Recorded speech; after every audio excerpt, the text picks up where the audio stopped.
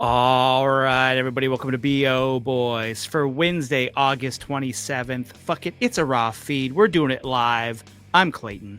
Yeah, I'm Pat. Clayton, it is time to leave the summer, to fall into fall. It's a seasonal preview, and you know what that means. When we preview a season, we bring in the season man himself from Exhibitor Relations Co. at ERC Box Office. Jeff Bock is here. Welcome back to the BO Boys, Jeff. Boys, it's always a pleasure to preview with you guys. I mean, these have been epic. Sometimes we go 2, 3, 4 hours. Time doesn't even exist when we're talking about previews, right? No. We go from season to season to season, and we're still talking about one season. That's how we do it here. Double, triple issues.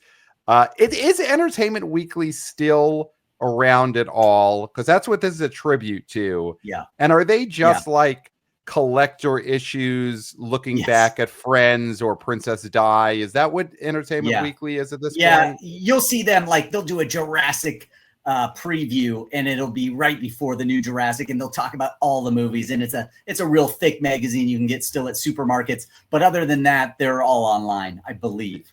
Yeah. You'll see that for anytime a superhero flick comes out, they'll publish a little zine. Basically, they're zines now. They put those out at like Walgreens and stuff.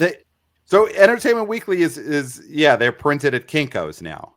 That's what they basically are. Well, we carry on the tradition of the double issue preview on the BO Boys. So before we get into fall, Jeff, what is your big take on the summer at Exhibitor Relations Co. at HQ ERC?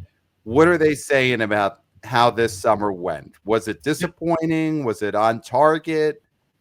They're saying, what the fuck, man? No, this was always the concern, I think, going into the summer is that, could it hit the 4 billion? Newsflash, it did not. And it wasn't really that close. When you have only a $1 billion film, and of course that's Lilo and Stitch, that's just not going to cut it. That is not going to cut it for the summer blockbuster season, which is usually, 40% of the entire take for the year, if not more sometimes, especially when we just didn't have that Barbenheimer feel, right. Superman, it was Warner Brothers really wanted this to be the summer of Superman. They don't have anything to complain about because Warner Brothers did so well this year as a whole, but Superman, did not reach that upper echelon superhero flick that I think many expected it to, or, even the Fantastic Four didn't reach what it was expected to. So none of these films outside of, you can say F1, obviously surprised.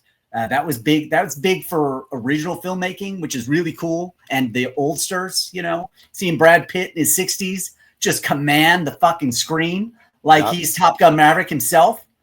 There's no need to do Days of Thunder 2 now because it's been done by Brad Pitt in that F1. We need F2, not Days of Thunder 2. I say F2. Combine those, make it F2, and then Cole Trickle shows up in F2 to race Brad Pitt. And that is $1 billion film, folks. That's $1 billion right there. But that's $1 billion. That's the problem. We didn't have that. We didn't have the massive hype meter going off. There just wasn't a film that captured the public's attention. Jurassic World did what Jurassic World does, but 800 million is not $1 billion, and those are used to doing $1 billion worldwide. So it was a little bit of a letdown, to be honest. So again, we're going to put all our chips in on 2026. That's the summer we're going to have $4 to $5 billion babies. And from there, it's just we're going to try to ramp up again. And BO Boys, let it be known, they're going to go to CinemaCon this year. That's the word on the street. That's what I've heard out in LA. I've heard that in New York. I heard it in Vegas. They're going to be there this year, and that should hype up everybody to get us over that 4 billion next summer. Yeah, it is as close to official as it gets that we will be in Vegas next year, causing havoc, working the streets, just running around the exhibition halls, probably taking over Allegiant Stadium at some point. We will get inside Allegiant Stadium, and madness will ensue. The box office needs it. CinemaCon is getting bigger and bigger every year. Yeah, it is. But it needs to be Super Bowl big to get people ramped up for next summer's movie. So we have to go. We have to go to Vegas and make it the biggest CinemaCon of all time. The industry needs you guys. The industry needs you there. It just needs to happen. Yeah. Well, we need to make CinemaCon bigger than Comic-Con. Yes. Because the important thing for culture is more movies, focus on the theaters, superheroes, comic book, nerd stuff, bazinga stuff. It's not dead, but it's not going to sustain for the next couple decades the way people thought it was going to. So there needs to be an alternative. There needs to be a place for big stars to go and put on a show. Mm-hmm. And that's CinemaCon. Yeah. And we have to amplify that. The BO boys have to be there to amplify whatever Tom Cruise and Leo and Nolan, because Nolan will probably be at CinemaCon next year. Yeah. For the Odyssey. And we've got to help put a bigger spotlight on Nolan's The Odyssey. We owe it to the movie theaters to do that, Clayton. Mm-hmm. Absolutely. And next summer, obviously The Mandalorian, Star Wars will be back. Toy Story comes back. Moana comes back. I mean, come on, you guys. This is the summer where we hit all these billion-dollar babies. And it would be Supergirl, whether you want her to or not, she's coming back next summer. I think that's going to work. She will be there. I know a lot of the fanboys and fangirls really love that one. Minions will be back. I mean, come on. Millions is always a billion-dollar baby. And when you think of, and we will get to the fall preview, but we're looking ahead at CinemaCon in Vegas. Are there more of a Vegas perfect fit than the Minions? You get the BO boys, this drunk Supergirl, and the Minions together on the Vegas Strip. That is going to get people's attention. That is how you make movies the center of the world. You put Pat, Clayton, Jeff, the Minions, and drunk Supergirl in the stratosphere. And we all go to the strip club together, and people take photos of us, and then that just spreads like wildfire on social media. I mean, are you kidding? Those Minions, they tip well. They tip well. And they have access to a lot of cash. There's going to be a photo of all of us in an SUV, and it's going to be the Himbo Summit, is what it's going to say. Yeah. We're on our way to Olympic Gardens out in Vegas. That is the BO boys, Jeff, and the Minions. It's going to be huge, but this summer it was what it was. I think the ceiling of the superhero movies is what really hurts it, because Superman is, as much as people liked it, I think it used to be back in the day, superhero movie raised the floor, and now superhero movie puts a ceiling on it. These movies are just not going to get over $1 billion because there's a part of the public that says, I have nothing to do with these movies, these superhero movies. But it wasn't a disaster. Weapons definitely helped save August. Last question on the summer, K-pop Demon Hunters.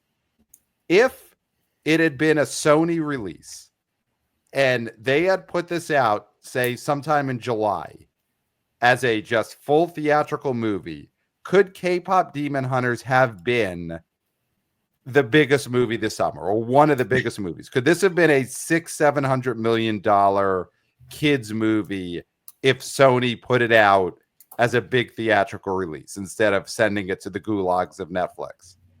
Yeah, it's hard to say. Is it more of a Crunchyroll type audience? Like, would they have abandoned it in the second week like they do with Demon Slayer and all their other films that Crunchyroll puts out? Or is this something that, it made 19 million on 1,700 screens or thereabouts?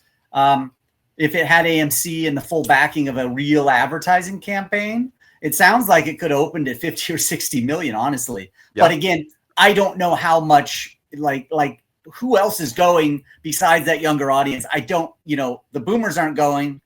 Gen X, maybe a few curious Gen Xers are going, but outside of that, would the younger audience really make that a hit to call their own, to even get it to like what you're talking about, 400, 500, 600,000, 600 million worldwide? That number would be, that's astronomical. I don't know that it could have got there, but I do know that Sony and Netflix are in discussions right now for the sequel, and you can goddamn bet your box of briefs that's going straight to the theaters, and we're going to find out how much this film can make with a real release. Does Sony? Oh, go for it, Clay. I was going to say, I was going to ask the same question as you. I don't think it's going to go to theaters, right? I mean, Sony gave this over to Netflix, so they have whatever they want to do with the sequel, they do. So why not? They put it on their service. There's no way that they're going to make this theatrical. Well, they're in discussions right now. That's all I heard just within the last couple of hours. So, and I think Sony is going to really push for it. And Sony and Netflix have a big deal, right? So they might work something out, honestly, because Sony's output does go usually straight to Netflix, because they don't have their own streamer. And Sony could play a little hardball and say, hey, you don't want to give us this back? Well, then we might go to Paramount Plus and drop our films there where nobody will watch them. So there are other options Sony has, and it would be interesting to see. I really do think that they're going to work something out with this because I don't even think Netflix can deny how popular this was for theatrical. You got to do a thing like High School Musical 3. That's what it has to be. It can't be this sort of 1 week window, whatever. Yeah. They really should do what Disney ended up doing with High School Musical because there were so many people wanting to see that on the big screen. Yeah, absolutely. All right. So that was the summer. The fall is coming, September, October, and we go into the second weekend in November. That is what we consider the movie fall. So not Thanksgiving. Thanksgiving begins holiday winter. So before we get into individual movies, Jeff, are you on a scale of a $2 million opener to $100 million opener? Where is your confidence for this fall? Where is your opening weekend number for the fall as a whole? I'm at a $42 million opener for this fall, which is which isn't bad, solid. Right? Yeah, like it's solid, but it's nothing that screams 100 million to me. There's just that product just is not there, and you can see that because of all the goddamn re-releases that we're getting in September and October by the major studios. Because guess what? They don't have enough product to give the theaters again. What are we back in the pandemic? Is there strikes going on? What is going on with the theatrical distribution? That's what you're going to ask yourself probably in September and October this year. I mean, you say $42 million. I'm looking through. Is there a movie coming out in this fall that will open to $42 million? Predator Badlands. Predator Badlands hits 40, I believe. So, okay. I mean, let's get into it. What do you think about The Conjuring? Because I mean, that would keep Warner Brothers 40 plus streak going. Yeah. I mean, we can get into. I mean, just as an overall, I think it could be close. You're right, Clayton. But I think 30. I think honestly, 35 to 38 is my feeling for Conjuring. Hopefully, I mean, it's the final blast. They said it's the last one. I don't believe that when it comes to horror ever. But maybe with these people, yes, it is their last one with the actors and producers. But if it does well, Warner Brothers will figure out another way to bring back The Conjuring. I know one that's going to open to over 40, but we'll get to it. Yeah. We'll get to it. I mean, okay, let's start though with The Conjuring because that comes out September 5th. Which is the it spot. That is the sort of weekend after Labor Day. Warner Brothers has kind of made that a big horror movie weekend with the two It movies. I think they've had a Nun movie that's open there at one point. They had, The Nun, and they've had The Nun 2 open there 2 years ago to 32 million. So they love that weekend. And the last Conjuring movie, Devil Made Me Do It, opened in June 2021 to $40 million. And remember, that's a pretty bad time for movie theaters. June 2021, not every theater's open. Not everyone is back. What did you say it opened with? It opened to 40. Oh, wait. No, I'm sorry. That was the budget. It opened to 24. It opened to 24. It was day and date. Day and date. It's day and date, yeah. So I think that is I mean, remember, that's In the Heights time. That's June of 2021. That's when we thought In the Heights was going to save movie theaters, and that opened to like $13 million. So I do think this one's going to have a lot more interest than that. And I do think this could be a bigger opening, because I also think the thing that Conjuring Last Rites has going for it is that trailer's been showing ahead of Weapons for the last 3 weeks. So I think that's going to be the thing. If this overperforms, I think you could give some of those millions to Zach Kreger and Weapons, because I think that has gotten more attention on this movie than it would have had if Weapons didn't exist. If, say, one Battle After Another had stayed in the August spot, I think that would have hurt Conjuring Last Rites. Yeah. And it's been a crapshoot out there in theaters since Weapons opened. They're just, the last 2 weeks have been, as you guys know, pretty goddamn abysmal out there for new releases. And when we see that happen, usually we see a big freaking opening from a film where there is a fan base, and there certainly is a horror fan base for Conjuring. The first two both opened at 40 million. So, and you know, if we look at that, this probably should get close to that. Hopefully fans still remember it. It has been, I think it's been 4 years, since the last one. So yeah, I think there's a chance for Warner Brothers to continue their streak here. Do we know if The Nun has anything to do with this? Because it is something in the Conjuring universe. The Nun and Annabelle are definitely more popular than the main couple. Like that, I haven't seen them in the advertising at all. But if I were Warner Brothers, I would get one last trailer out where at least The Nun and Annabelle just talk direct to camera and tell you that they think you should go check out The Conjuring Last Rites. Yeah, that would have been a good advertising move, even just to put them in for a second, because you're right. They're much more popular than the original creation. So that's that weekend. There's a Hamilton re-release. There's, a bunch of small movies. The movie that I want to talk about that opens in early September, Jeff, how big do you think Spinal Tap 2 could be? Is this the movie? The Naked Gun couldn't do it. Is Spinal Tap 2 the movie that saves big screen comedy? Absolutely not. Bleecker Street, who everybody knows from, nobody really knows who Bleecker Street is. That's the issue for Bleecker Street films, and it always has been. They don't really advertise their films. They don't do a good job of advertising their films either. Relay just opened this weekend, and did you guys see it? No, nobody's seen it, right? Nobody's seen Relay. No. And nobody's seen the film they put out before that. I just don't trust that Bleecker Street has done the job or is going to do the job to release this sequel. They re-released the original over the 4th, and the grosses they're nothing burgers, So unfortunately, I don't think people really care about this film outside of a very niche audience. And the fact that it's going wide against 5 other films, like honestly, it has no chance. Like Downton Abbey, Demon Slayer, Infinity Castle that week, The Long Walk, and Toy Story reissue wide release.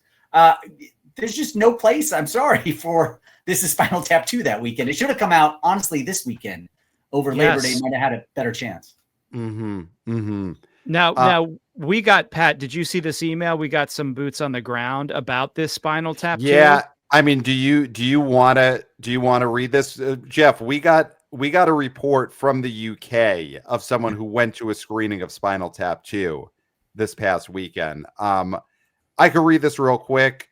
I was looking forward. Went to see Spinal Tap last night. I was looking forward to watching other Tap fans, maybe playing Air Bass to Big Bottom. Sadly, I was the only person there. The biggest screen in the cinema, a per screen average of £4 at 95 cents. Let me see. 20 minutes later, just after dials went up to 11, my wife and youngest son joined me. So sad as the empty screen was, I was able to do all the things I hate: talking, taking a picture of my phone, jumping up and down and cheering when Nigel rejoined the band. spoiler. It does make me worry for Spinal Tap 2's BO, but maybe High Wycombe just isn't a big mockumentary town. Wait, actually, Clayton, is that seeing Spinal Tap 2 or the original Spinal Tap? Oh, it looks like. Oh, was this the re-release of Spinal Tap? That's what it was. Oh, yes. yeah, I went to see Spinal I'm sorry. Tap. So it was a re-release of Spinal Tap in the UK that only had one person, a listener of the show, attend. But I guess that speaks to, is the fandom for Spinal Tap dead at this point? That is the bigger question. Are the Spinal Tap fans, much like the drummers in the band Spinal Tap, are they all dead? So you're talking not like metaphorically, you're talking as in physically left dead. this mortar coil. Yes. Yeah, I think there's a good amount that are, I think. Yeah. I mean, one way you can look at this Spinal Tap re-release not doing as well is that maybe people are on a fixed income. They're older. They're waiting to spend their money on the second movie and not seeing the first one in the cinema. So that's a possibility. That's a possibility. So I did mistake that. So that was an empty screening of the original one. So the second one hasn't come out anywhere yet. And maybe everyone is waiting to see that. I think that's going to be a disaster. I also think that is going to be, and we're not critics, that feels like that's going to be a disaster in every way and just kind of a stain on everyone's reputation. So beyond box office, I feel like we've got an incoming stain. Yeah, it's like Blues Brothers 2000. Like, come on. Like, that shouldn't exist, right? Yes. They try to get James Belushi in there? Come on, man. Come on. What are you doing? Spinal Tap 2 should have James Belushi. Yeah, it should. And I would go watch it then, for sure. Yeah. 100%. Yeah. They should have just went all the way and said, yeah, this is going to be disaster. Jim Belushi is in Spinal Tap now. That would have, at least that would have got some morbid curiosity. We skipped over quickly. Disney is putting out the Hamilton concert film that's been on Disney Plus for the last 3 years into movie theaters, which I guess it's never been in movie theaters. Yeah. Is there any chance, Jeff, that this is a stunt that works? Is there an audience who wants to go see the theatrically filmed, this is the stage version? It's been on Disney Plus, but do people want to go see this in a movie theater? Is this something that could just we look at it made like $18 million in the theater? Do you guys remember before the pandemic? It's hard to remember anything before the pandemic, but wasn't Hamilton supposed to go to theaters before the pandemic? And then when the pandemic happened, Disney's like, hey, we're going to give everybody something and we're going to just release this on D+. Is that how it worked? I can't remember. I thought it was supposed to. Anyway. I don't know. Okay, regardless. We definitely all have some amount of brain fog. Yeah, so there's a brain fog about that. But in some back of my mind, for some reason, I feel like the plan was always to release it in theaters. And obviously that didn't happen. And 5 years later, here we are. Yeah, I still think there's actually an audience for this. And we're talking about millennials and Gen Z, throw the alphas in there. I think that there is still an audience for this. And again, if you're not into what the Conjuring is dishing out, this might have some play. A few million, maybe upwards of 7-8 million. That'd be a pretty good haul for a film that's been on D+ for 5 years. Yeah, it's something. And you know what? Disney will release the numbers. Unlike Netflix this past weekend with K-pop Demon Hunters, Disney will tell us what Hamilton made that weekend. And I believe Splitsville, Neon's film with what's Dakota. Her name? Dakota. Yeah, it also expands wide that weekend. Okay. Well, I was going to throw out. So there is Splitsville, which is about a polyamorous couple, and then there's also Vertical Entertainment. We say their name is putting out a movie that same weekend called The Threesome, starring Zoe Deutsch. Yeah. So Zoe Deutsch is in a threesome. Dakota Johnson's in a open marriage. Is that going to be a big weekend for the pervs? And I say that in a loving way. I hope the pervs come out big. But a threesome movie, an open marriage movie, I'm digging it. I have some inside information on this film that you're talking about, the Threesome. The director of this film, Chad Hartigan, used to work at ERC before he went on to make movies. So it's pretty cool, right? So Chad and I worked together for a couple years. And I reached out to him because I was like, oh, dude, I see Vertical picked up your film. Are they going to advertise for it? Because they don't advertise. And he was very political about it. He says, I don't know. Let's hope so. Right. Do you think I can beat a film that's out there called Twinless? And this is a roadside attractions film that's also coming out in limited release that week. And I said, I don't know. Vertical is like Netflix in that if a film does bad for them, they do not release their numbers. So Vertical plays it both ways. Sometimes they just don't release it. Chad told me personally, because I asked him, I said, I'm kind of pervy. I'd like threesome movies, but is there any nudity in this? And he said there isn't. And I was really upset with him. I said, Chad, you called your movie The Threesome and there's no nudity in it. What are you doing? What is he doing? Yeah. And then he went on to just, there's some choices that actors want to make and, this and that. I said, okay. You're the director. You're not supposed to listen to what actors say. Exactly. You tell them what to do. Exactly. And so direct, Chad, direct. So Chad, there's nothing he can do now, but if he gets a Threesome 2 out of it, I think there's going to be a hard pull for nudity in the sequel. So I mean, let's hope he does some business for Chad's sake. But you're right. That's when you look at actually that weekend and all the stuff that's coming out. There's a film called The Baltimoreans coming out from J. Duplass also that weekend. Do we think the threesome beat the Baltimoreans? Yeah, that's probably what we're talking about. Can Threesome, but no, guys, let's be honest about Vertical Entertainment. They don't advertise their goddamn films. So right. I mean, honestly, there's no chance. I didn't have the heart to tell Chad that, but Vertical just released Ron Howard's film Eden this past weekend. Ron Howard put out a Vertical Entertainment film that made $1 million.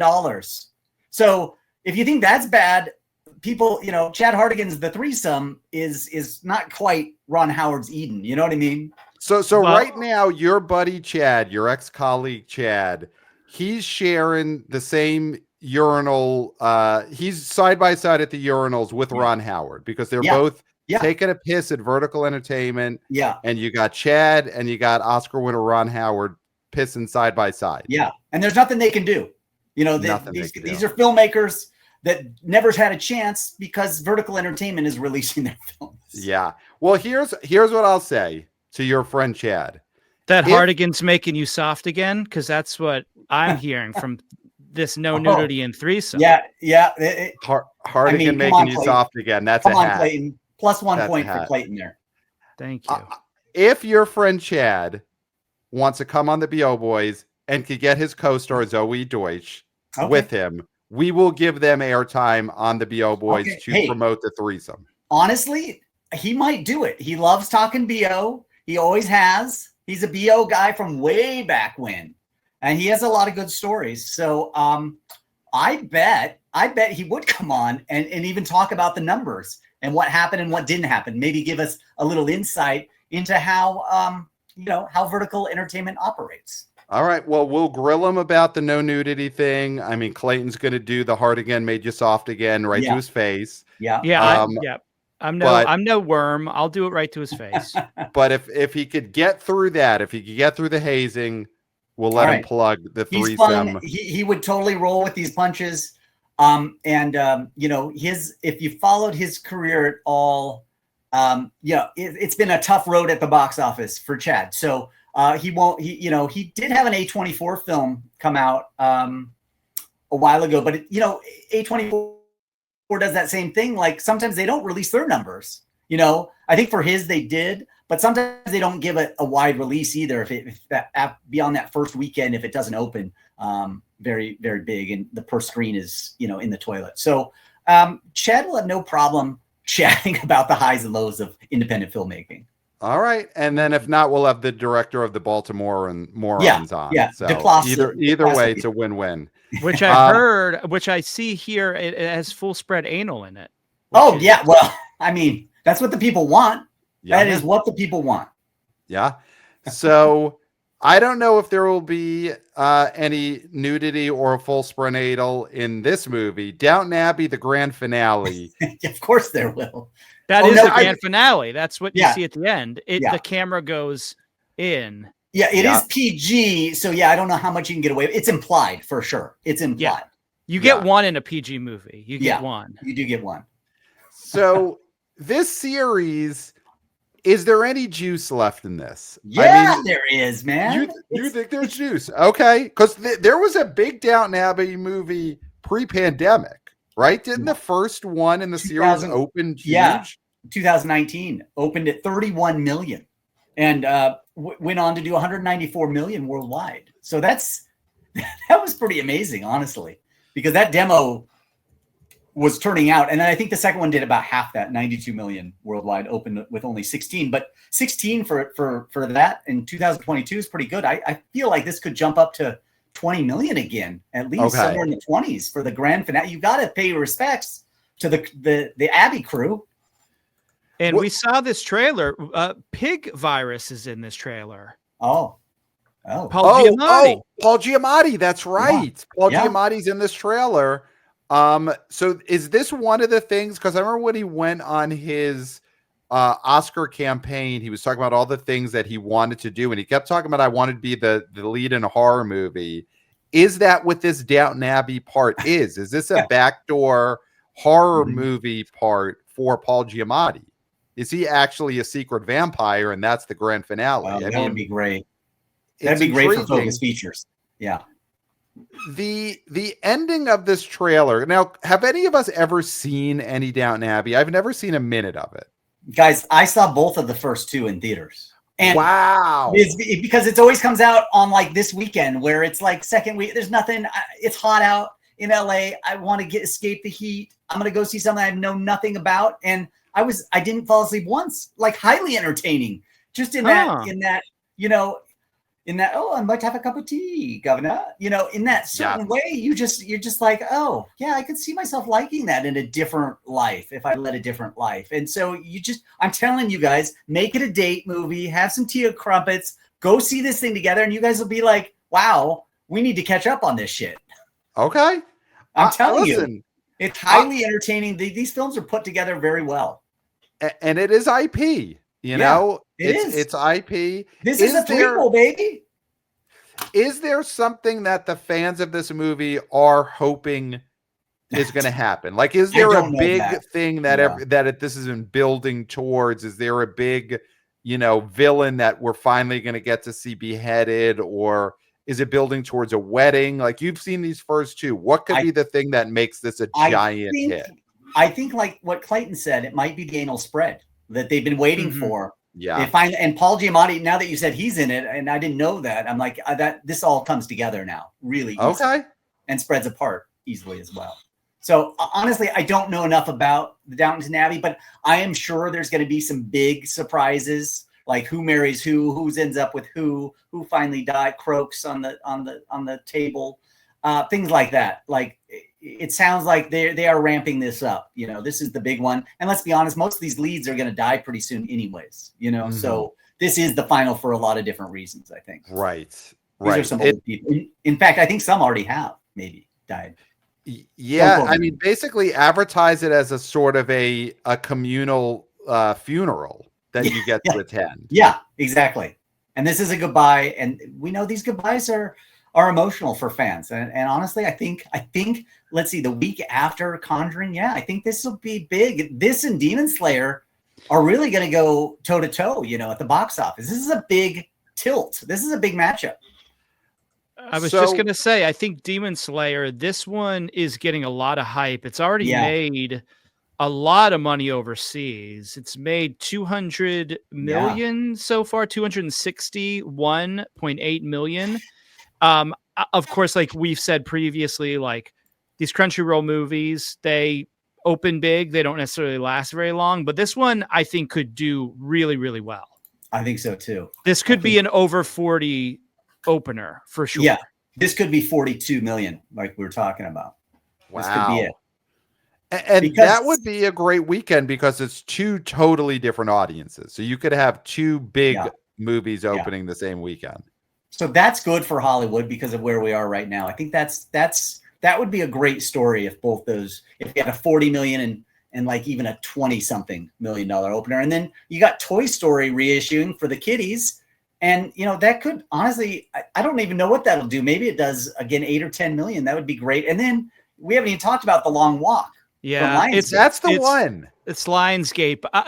That's the thing. It's Lionsgate. I mean, I am excited for this. Warner Brothers. If it were Warner Brothers, I'd be so excited. Yeah, but you can't get excited because it's Lionsgate. And although I've seen this trailer a lot, like it is out there. I just don't think that it's gonna do what it could do. Like you said, Pat, if it was a Warner Brothers movie, if you saw that shield come up before that trailer, that's a whole nother group of people who are willing to see this. Yeah. It really does matter. That Lionsgate matters in a negative way. But Jeff, I mean, is there a chance this breaks out? I mean, it's a Stephen King short story, right? I mean, obviously Stephen King is not a sure thing at the box office, but this trailer does feel like it's got some juice. It's got a great concept. You got to stop. You got to keep walking. If you stop walking, you die. There's something to it. Yeah, this is Stephen King is Richard Bachman in his short story collection. This is a great read, actually. I remember reading this one. It's a very good book. Yeah, and Francis Lawrence is obviously when he's a very capable director. He's going to have to go back to the Mockingjay, the Hunger Games. He's going back to the Hunger Games after this one. This was like his, hey, I'm going to do what I want to do, and then I'll go back and make your Hunger Games movies, Lionsgate, because it's the only thing you guys have going right now, and I can charge you up the ass to be the director of those films. So this was his play on, hey, this is something I want to do, and it does look good. But man, how many times do we see? And it might really be good. You're right, Pat. I've heard a lot of good stuff about this already in previous screenings, but it's like, again, you're looking at Downton Abbey, you're looking at Demon Slayer, you're looking at The Conjuring that it's up against. Actually, theaters get pretty crowded about that weekend, and this feels like the one that people wait for to watch on wherever they watch Lionsgate films. I don't even know where you watch Lionsgate film once they go out of theaters. And that's a problem too. And Lionsgate certainly hasn't put out a lot of advertising for this film. So is this one that just slips through the cracks and people say, I'm going to wait on that one? And that's probably what's going to happen, honestly. I think the hard thing here is this concept for middle America, for the Plain Billies, for the Stacks Dwellers, because the premises of this movie is if you stop walking, you die. Or you are going to die, right? You get shot, you get run over. Well, but here's the thing. Most of the middle of the country have stopped walking. They've stopped moving at all. All they do is sit around, and they know that that's going to kill them, and they still do it. So there's nothing scary about this concept to them. They've already acquiesced to not walking. And so they are like waiting for death. This is not a scary concept to them. Yeah, that's a problem. Is there, I mean, again, it's Lionsgate. They're not going to put the money into this, but if they could do some viral marketing of getting some walkers out there, like walking clubs. Yes. Walking clubs with, they're all in the long walk t-shirts, and you do some things where you kill, I mean, don't kill them. Don't kill these lowly paid people like Clayton, but you beat them up publicly a little bit, just enough to get people interested and get it to go viral on TikTok. Here, I'll put this out there because, and listen, we're not promotional. Like we've said, we didn't talk about K-pop Demon Hunters in our preview episode because we did not want to be commercials for Netflix, promote Netflix. But what I will say as a personal individual outside of the BO boys, I do long walks constantly. So if Lionsgate wants to hit me up, give me a t-shirt, I'll walk around Manhattan all day with that t-shirt. And I won't even get tired. No. And that's but see, Lionsgate probably didn't even make t-shirts for this. Oh. That's the problem is there's no marketing. Even when you go to CinemaCon, you don't get shit from Lionsgate. They'll have a presentation, but they don't give you anything, man. Even MGM gave us some classy mugs this year, you know. Warner Brothers will give you that Sinners shirt all day long. Everybody else gives you merch, and that's what the people want. Right. Lionsgate is so tight budgeted that they just don't merch it up, guys. They don't. They weren't giving you unless it's small. Unless it's small, you're not going to get shit. Mm. They're like the anti-Santa Claus, you know. They just are. When you go to a Bleecker Street or Vertical Entertainment presentation at CinemaCon, do they just hit you up for cash? Do they just show you their Venmo? First of all, Vertical is never there. They're never there. Second of all, Bleecker Street is there, but they're in a secret room that you have to know the combination for, like when you go into a subway, you know, in the city.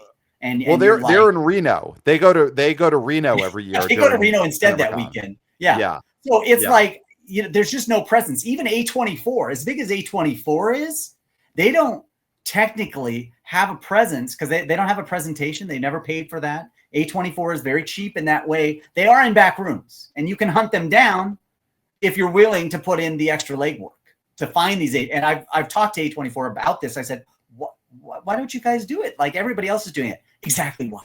Because everybody else is. That's not who we are, man. That's not in our DNA. People find us. We don't find them. And that makes a lot of sense when you think about how A24 does their marketing and all these other cheap bastards, you know, like Lionsgate. They don't care. They're not going to spend the money that way. They want foreign sales. And once they reach that magic number, they're out. They tap out. Tap, tap. We got our money. We're done. We don't need to merge. We don't want this to live in the public consciousness anymore. We're not going to give you, Clayton, a shirt to walk around in because we don't have the cash. It's sad. Yeah. It's a sad state of where we're at. In the 80s, it's totally different. There was merch for every stupid film, it seemed like, back in the day. Yeah. But there was more Frankenhooker merch than there will be for The Long Walk. Chud. There was Chud merch. There was Chud merch. 100% there was. And that is why Chud has lived on the way it has become part of the vernacular because of all the merch in the 80s for that movie. Absolutely. So Long Walk, that does feel like that could be a missed opportunity. We'll see as it gets closer. So September 19th, just going ahead now, there is a movie that I want to know what your thoughts are on him. So this is a trailer I've seen a lot. It's a sort of sports horror thriller. Marlon Wayans, I guess, is the most recognizable name in this movie. But the name that they keep promoting is from executive producer Jordan Peele. They really want you to think he directed this, but he shepherded it. Yeah. Is this a movie that could break out as a cool horror movie with the Jordan Peele stamp on it? It seemed like it. I thought so when I first heard about it. And then I saw the trailer and I'm like, well, that is weird. That's some weird shit. And not to say that weird shit doesn't sell. And it seems to like, but I was hoping it went a different way, I guess is what I was hoping, you know, and I saw, you know, they showed a little too much, I thought, in the him trailer, in the long trailer. And I was just kind of hoping it was more about football and less about this cult that it looks like this quarterback goes into. But yeah, I think it can break out.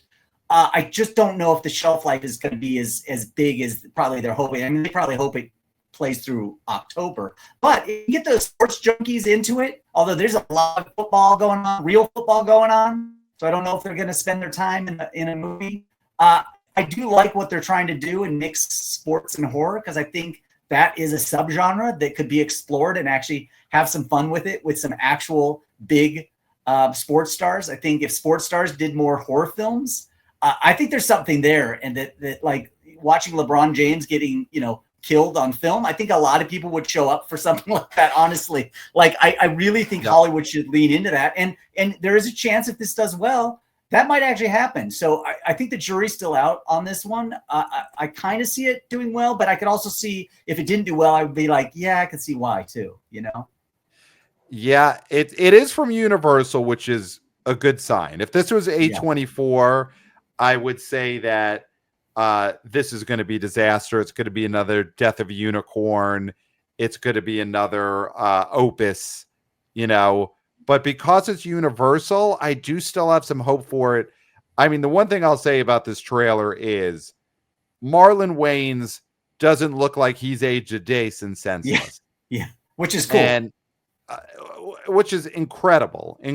Like, I don't know if he's playing the coach or if he's playing the starting running back in this team, because he looks like he could walk straight off of the field of an NFL team in this trailer. Yeah, so, and he's in his 60s too, I think, or nearly so. Yeah. I mean, maybe he's late 50s. He might be late 50s. But looks incredible. No SW1 in him though, right? Shawn Wayans is not in this movie. I feel the same way. We're a couple of months ago, I was more hopeful for this being a huge breakout. I still think it could be an opening weekend number. I think the Jordan Peele aspect could get this to a $20-something million opening weekend just based on that. My thought on this, and I haven't seen it, obviously, because it isn't out yet, but I think all of the surreal imagery is probably going to be hallucinations, which is always a bad thing for horror movies. This feels to me like it does look like a bad A24 movie that is saying it's horror and it's actually not. So I just think the marketing is really bad. I think there's a mystery, like something like Weapons had mystery on its side. I think this movie does not have mystery on its side at this point. Yeah, I agree, Clayton. They showed a little too much in that trailer. I would have liked to be a little more like, what is this movie going to be about before I sat down? Honestly, less is more. And that was the way they should have gone with him.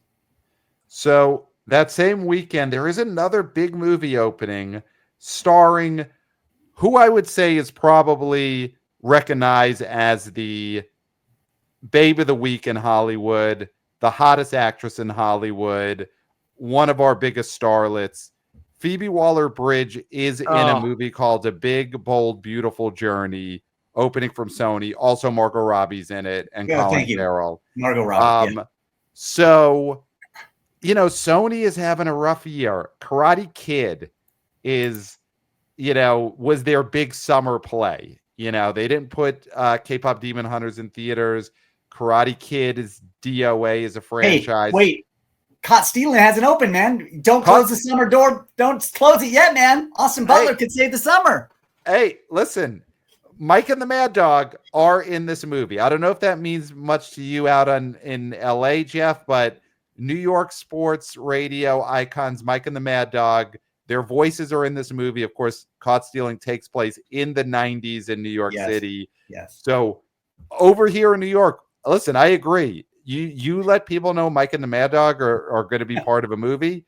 That's opening. So it's going to be big in New York is what you're saying. It's going to be big. It's going to be big in the old neighborhood. That's for sure. That's great. But otherwise, it's been a rough go for Sony. Yeah.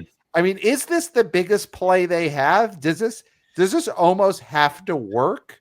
They got Margot Robbie. They got Colin Farrell. Of course, most of all, they got Phoebe Waller-Bridge, baby of the week. Can they turn this into something? I just don't know what this is, though. I mean, I think they wish it was Colleen Hoover.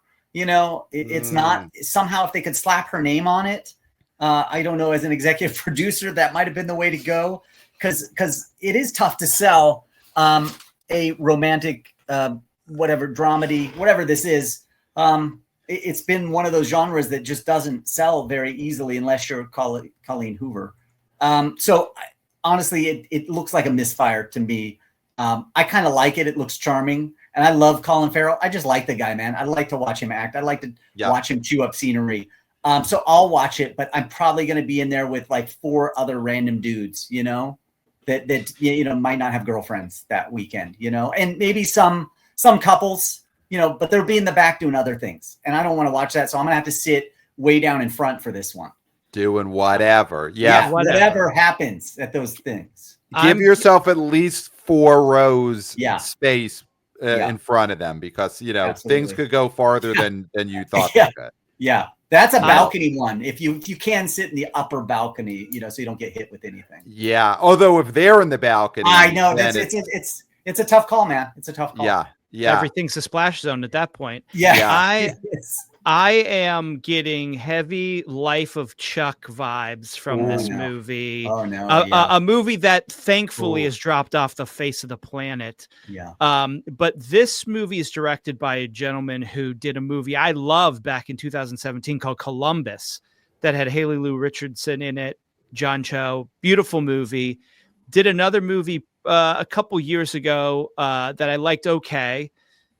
After Yang, yes. After Yang, which I didn't like as much as the first one, but still, it had its pleasures. Is After Yang the one that takes place in like an apartment building, or no? Not really. I mean, there's like a robot that's sick. Okay. I'm thinking of a different movie. Okay, so anyway, this is the sort of treacly, I'm trying to think of the sort of words for like. Who's the guy who did Moonstruck? Shanley. John Patrick Shanley. Shanley, his later work. This is what this feels like. Magical realism. Yes. Treacly, overly sentimental. Now, I love this director. It should take place in Ireland. In a fantasy world in Ireland. Yeah. But I love this director, and I'm hoping that the way they're promoting this movie is not what this movie is.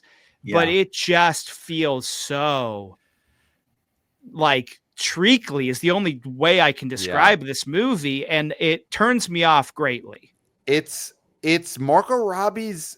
This is her big movie post Barbie, right? Is this the biggest thing she's done after Barbie? I think. I'm trying to think if she's been the star of anything in the last 2 years. So this is like her using the juice from Barbie. Obviously, they also make this thinking this could be a Best Picture awards movie. I think that is part of the thought process. You don't release that third week in September if that's the case. They saw it and they were like, this isn't going to do anything commercially or awards wise. Yeah. So let's just drop it, see if we can make a quick buck and get out before we really concentrate on the Anaconda reboot that we're putting out on Christmas Day. That's what Sony's thinking here. Mm-hmm. Let's just get to Anaconda. If we can survive and make a few bucks, and then let's set the world on fire with Anaconda. Is J-Lo coming back for that? I didn't hear that. I just heard Paul Rudd and Jack Black. Okay. Well, Jack Black is in. Is he doing the voice of the Anaconda, or he will be in the movie? I think it's just his own personal Anaconda that's in this. That's what I've heard. It's a different take. Different take. Okay. Yeah. Your friend Chad should have worked that into his threesome movie. I think get an Anaconda in there. Yeah. So I agree. That feels like that could be a true flopperoo. I think it's going to be a huge disaster. Actually. Yeah. That could be a huge disaster. It could be like a $6 million opener. Yeah. Have you heard anything? I'm just looking at titles that even interest me. Have you heard of a movie called Dirty Boy from Firebrook Entertainment? No, I have no info. It's not even on our release schedule. But I like the sound of it. Is this a Chad Hartigan special? Mm-hmm. Dirty Boy? I think the producers of Dirty Boy didn't like his take, which was there's no nudity. Yeah. And they're like, he's a dirty boy. What are you talking about? Yeah. There's no clothes in this movie. There's a limited Predators re-release, I guess. No. This looks like MTV documentary films, something called Predators. I assume it is about human predators. Real predators. The bad kind. Yeah, the real bad kind. Yeah. Could that be big? Could a documentary about I guess child predators be a big breakout? MTV documentaries, that good for them that they exist, I guess. Well, good for them that exist, but go back to making music videos and put those front and center, and then we'll talk about MTV again. But fuck you, and all your ridiculousness that goes on every freaking night. It's ridiculous. It is. Every moment. Show the Joe's Apartment shorts. Every once in a while. Exactly. Show Beavis and Butthead. That's all I'd want to watch. All those old ones. I don't care. I'll watch that. So then looking ahead, I mean, Here's the one. I'm going at September 26th. Yeah. To me, the movie I'm looking forward to the most, just as a moviegoer. Yeah. And are you hearing bad things, Jeff, out in Hollywood about Paul Thomas Anderson's One Battle After Another starring Leonardo DiCaprio? I don't know why. I'm basing it on nothing, but it feels like there's something bad in the air. But yeah. I don't know why that is. This feels like this movie should be an Oscar player that opens big because of Leo. We're a month out, and I am not feeling it, but I also don't know why. I want this to be the best movie of the year. Yeah, I do too. And I mean, PTA has never been given $150 million to make a film, right? He's usually given like $30 million. And the fact that I'm hearing the car chases, the action is insane, over the top, makes me so excited to see a PTA Anderson film with Leonardo in it, like, and Sean Penn. Like, you can't get any better than that. Like, honestly, this should be a cinephile's wet dream. Yes. With PTA directing these guys. So it's weird because Warner Brothers' streak may actually end with this film. Let's say if Conjuring does do 40 million. And then this one, you're right, it may not get to 40 because people are like, I just don't know. But that Leonardo DiCaprio factor, you put that in there, and that's an automatic play for maybe 40 million if the right reviews come out. I think this one will center on, did people really like this? If this blows up the tomato meter and it's like 90-something%, then we might get some people curious. I mean, hey, they're putting it in IMAX. So Warner Brothers knows, hey, they got something here. We're going to shoot this into IMAX and see if people show up. And I believe, I don't think there's anything IMAX. I think him might get on some IMAX screens, but it'll be full on IMAX, I think, for One Battle After Another. With Leonardo, that's the way he rolls. He's big, and he's still one of the biggest stars in the world. So, you know, this might come as a shock, but this film could play. I mean, Warner Brothers honestly doesn't have anything the rest of the fall. They got Mortal Kombat 2. But they don't have anything until 2026 after these two films. So this may be one of their big plays. Honestly, it's not traditional to open an Oscar film in late September, but because of the pedigree, I don't think you can count it out. I mean, I want this to be gigantic. Yeah. We want Leo to just reaffirm that he is the biggest star in the world. And if he could open a PTA movie, greatest, one of the greats, but not a box office guy, if he could open a PTA movie to 25 million, I mean, that really just shows what a huge star he is. Absolutely. And I don't think Leo's star has waned in these last few years. I mean, you look at Killers of Flower Moon, that movie getting to what it did, being what it was about, is all because Leo was such a huge star. Hey, have you guys seen this trailer in cinemas? Because honestly, it's getting a lot of laughs. Every time I see it, people are like kind of shocked, like, what is going on? And then Leo's character is so strange. Like, it's just not your typical Leo role, right? And people are really laughing at his counter punches because he's kind of like the dude in this, and it's fun to watch him in a talented actor like this take on this kind of different role that people aren't used to seeing. And I think that will draw business, whether you like it or not. I think that draws in people. Do you think our skepticism, or like that sourness, is lingering from that Variety hit piece? Like, I know that came out. Yep. And we don't listen to that stuff. You can't listen to it because it's not real. It's being driven by other factors, where they don't want directors like PTA to succeed, because they want directors that they can.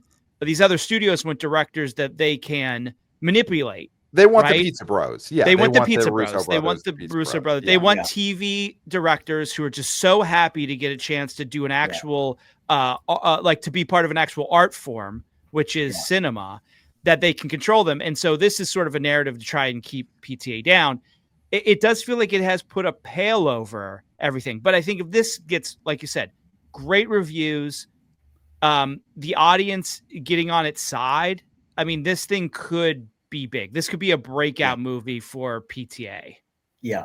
Yeah, it could. And if he makes this a huge success, they gave him 150 million. I think Warner Brothers becomes the place for really interesting directors to plant their flag, right? Like, I just think that Warner Brothers is one of the last studios, Universal in some ways because of who they've been able to get, but more so Warner Brothers than anybody else. I feel like they still let directors do their thing, and we need that in this industry. So, kudos for Warner Brothers for having a great fucking year and letting their fucking directors direct and imagine what they want to imagine and make the movies they want to fucking make. If more studios were like Warner Brothers, it would still be the 1980s and 90s all over again, right? But so what Warner Brothers is doing, I mean, they saw what F1 was. They gave Zach Krager what he wanted to do for weapons. I think they're doing exactly what we need to do to make the industry succeed, which is give our directors creative freedom again. Let them make films that blow our fucking minds, So yes, for all those reasons, let's hope PTA succeeds on a box office level here, and Warner Brothers locks him up for the next 10 years to make crazy action. Let him just go to town on a DC film, like that would be so fucking interesting, Just let these people do their thing. Let them get in the kitchen and cook, man. Yeah. And you know what you just did, Jeff, on this fall preview episode of the BO Boys?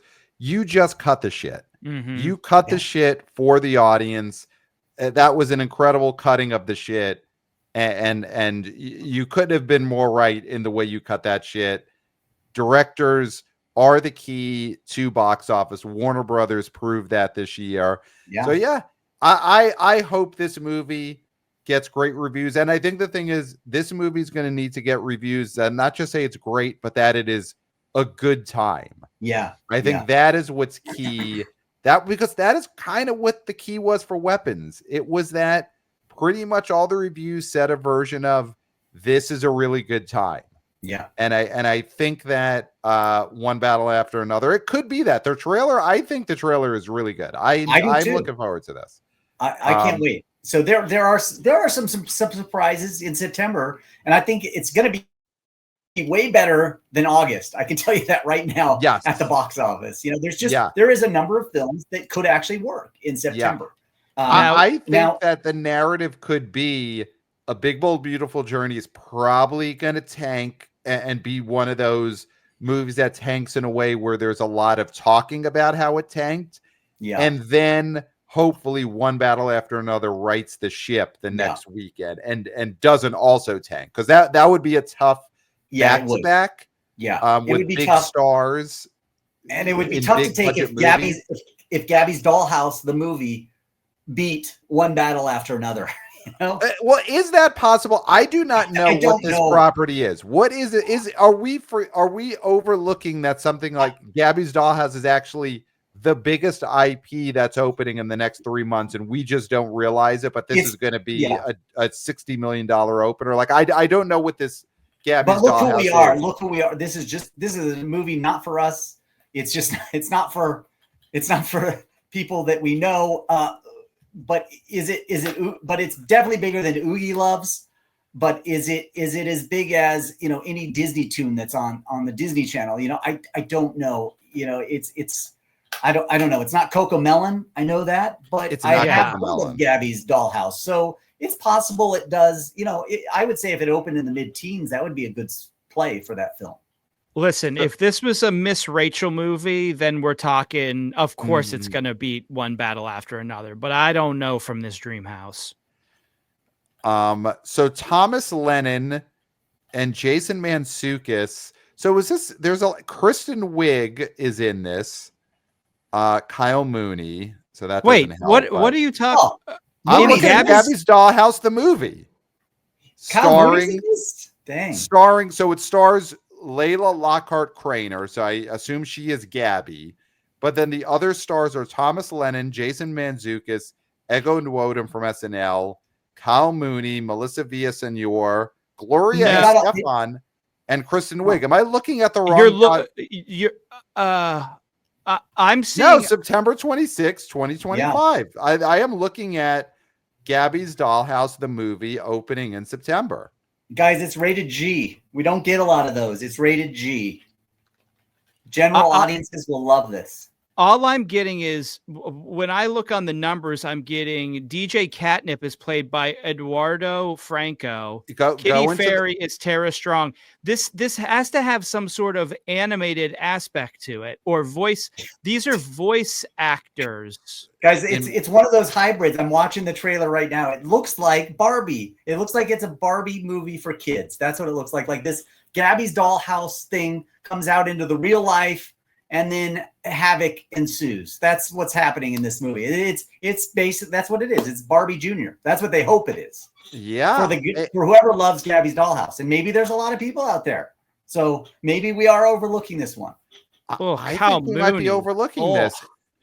And listen, for the fans of the state, Thomas Lennon is in this movie, so it could reach multiple types of audiences. The young girls who watch, I guess, this YouTube series, and then 90s alt comedy fans. Kristen Wiig, it looks like she's playing the evil, sexy woman in this. Okay. And for a G-rated film, she's being really sexy and suggestive for a G-rated film. So I don't know, guys. That this kind of looks interesting. Yeah, this could be. I have the sound off. I have the sound off, and it still looks pretty interesting. So wait, is this gonna be more? Because you got Kristen Wiig being a little bit sexy. Is this gonna be a sexier movie than Threesome? I think even if it's rated G, we might see a little nip slip. I think you can get one nip slip in as long as it's not sexual in a G-rated film. Yeah. I mean, listen. I wish the best for your friend Chad, but if the reviews for Gabby's Dollhouse come out saying that Kristen Wiig in Gabby's Dollhouse is sexier than anything in the Threesome, that is a real black eye for your friend. Well, and that's something I think you should talk to him directly about, because I think he's open again to talking about this. And if he could get Zoe Deutsch to be in the Zoom with him, he is welcome on the BO Boys. Very excited to have him. And Zoe he would be doing more advertising just being on your show than Vertical will do for his entire film. So I can almost guarantee it's going to happen. Oh, 100%. Their advertising is they have a QR code that goes to their Venmo account. That is how they advertise films at farmers markets. Vertical Entertainment. So I did see them down in Canoga Park the other weekend. No, that is where they make most of their revenue. So this Gabby's Dollhouse, the movie, who knows? We don't know. And here's the thing, we shouldn't know. If any of the three of us came on here and said, listen, I'm the expert on Gabby's Dollhouse, that's a scenario where I think someone taps us on the shoulder in the StreamYard and takes us away in cuffs. So they tap us out.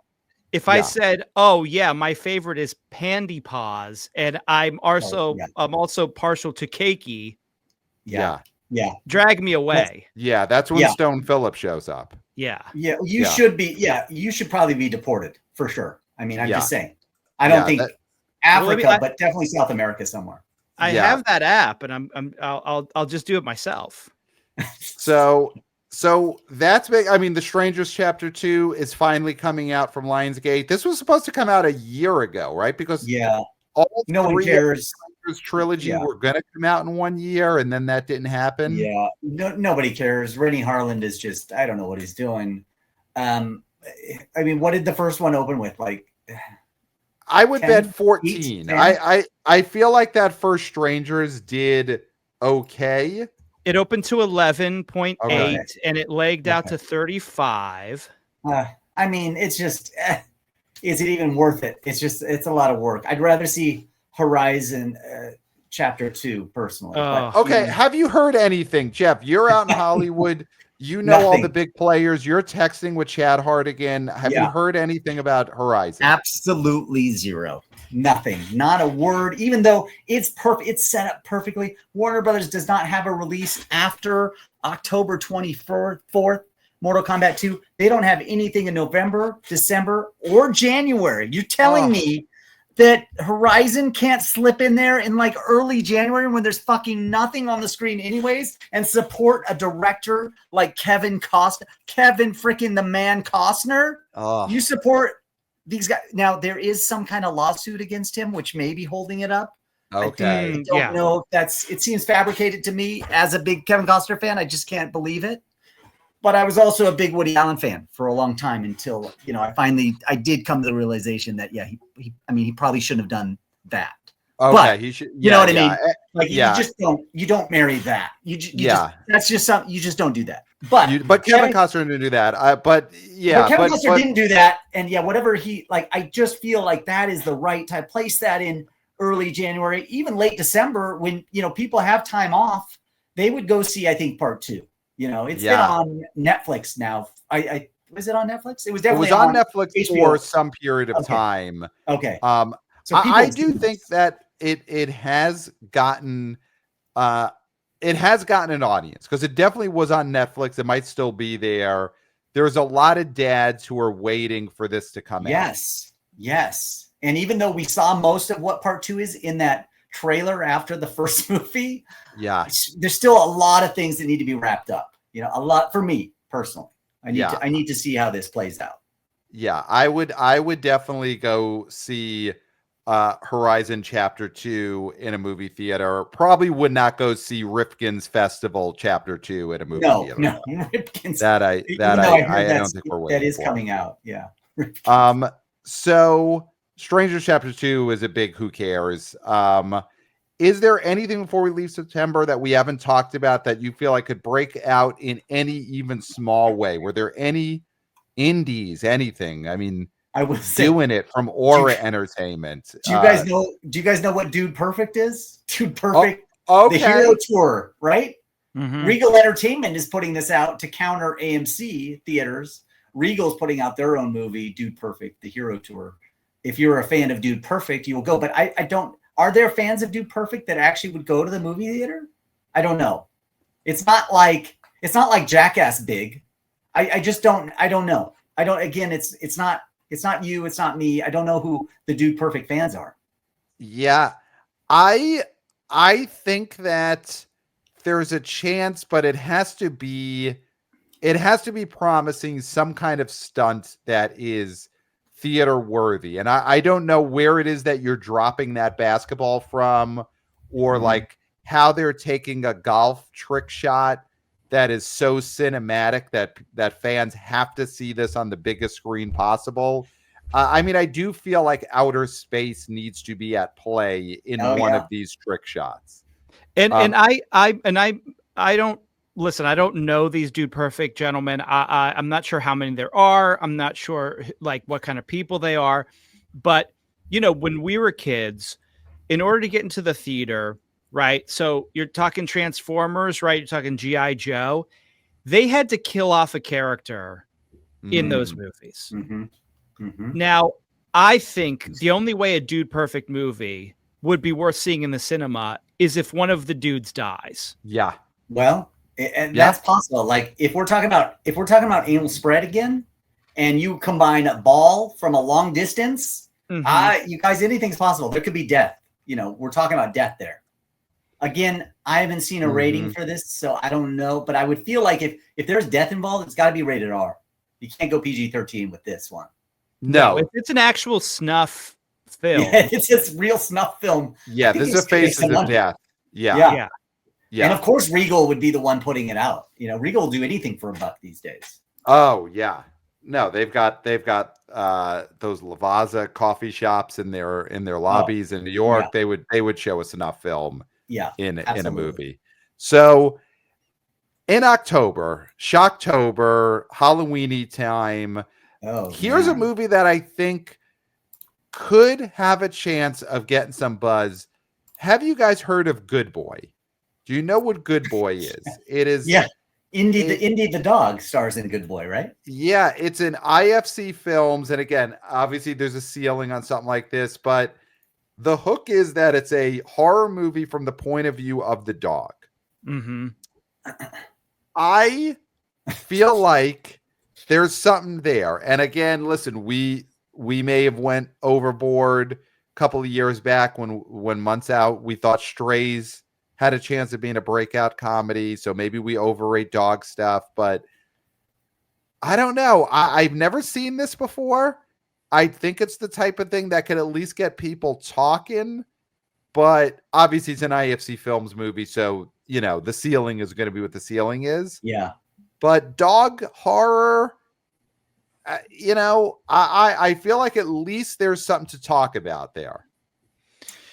Well, I mean, yeah, it's a novel concept, but it's one of those things where it's how long is it actually going to be interesting? Right. I think is the question, right? I mean, you can come up. I mean, I think of something like Brightburn, which you heard about, and you were like, "Whoa, it's an evil Superman kid," and then that was it. That's the whole movie. There's nothing special about it, right? So I didn't see Presence, which came out this past year, that is supposed to be a haunting from the ghost's point of view, correct? Right. That didn't end up doing anything. The dog thing is interesting. I know Pat has a big dog thing that we've been talking about the last couple episodes. It's now 4 episodes in a row. We're talking about Pat's dog thing. I mean, no. Pat's thing is that he likes women to be trapped in dogs' bodies. That's his sort of thing. Like a Freaky Friday thing. Yeah, like Freaky Friday, only like the woman doesn't want to be a dog. Yeah, that was the concept of it. Now, that movie I would watch. That sounds good. Okay, so there we go. This movie, I've also heard, this is spoiler alert, turn off your devices now if you don't want to hear this, but I've heard, and I don't know if this is true or not, that the dog dies in this film, guys. And that's bad. That's not good. That's just bad, man. That's sad, and it's bad. I've heard a lot of people Googling. That is a thing that that there you could see that the Google Trends does the dog die in Good Boy is a big deal. But that's the kind of thing that's good. People are interested in this.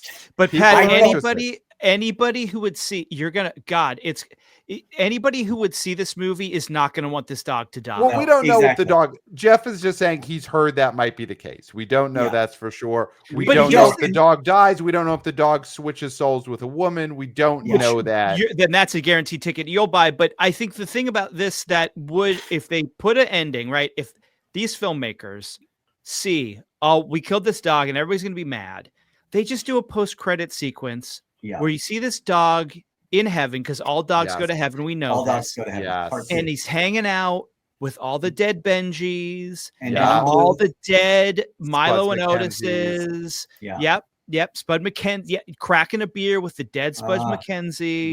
Who was a woman. Yeah. All right. So everybody just settle down. Spuds McKenzie was a woman. Deal with it. Well, switch souls with. Oh. So I like. No, I mean, IFC again, opening against. The thing. Open against. There's 5 wide releases that weekend. 2 are reissues. Avatar: The Way of Water comes out. Casper from Universal comes back out that weekend in wide release. Is that a movie what the fuck is going on? Is Casper a movie that is very of the moment nostalgia? I feel like it's people even older than it needs to be to ride the right wave of nostalgia. No, honestly, I think Casper was a film out of time. I feel like in the 90s, I think it was released in the 90s, right? 95. Yeah. 95, right? And Christina Ricci, she was in it, right? Oh yeah. And I feel like that film was ahead of its time in terms of people really understanding the issues that were going on in that film. I think honestly, today's younger audiences might latch onto this in maybe kind of the hocus pocus kind of way, and maybe just say, or Coraline, and maybe say, wow, we didn't even know this movie existed. I didn't even know it's a re-release. Who is this Christina Ricci? This ghost is so fucking cute. Let me meme the crap out of this thing. I feel like Casper missed its time because it was ahead of social media. There's a contingent of women of a certain age who Devon Sawa, I believe, plays the actual boy who was Casper at the end.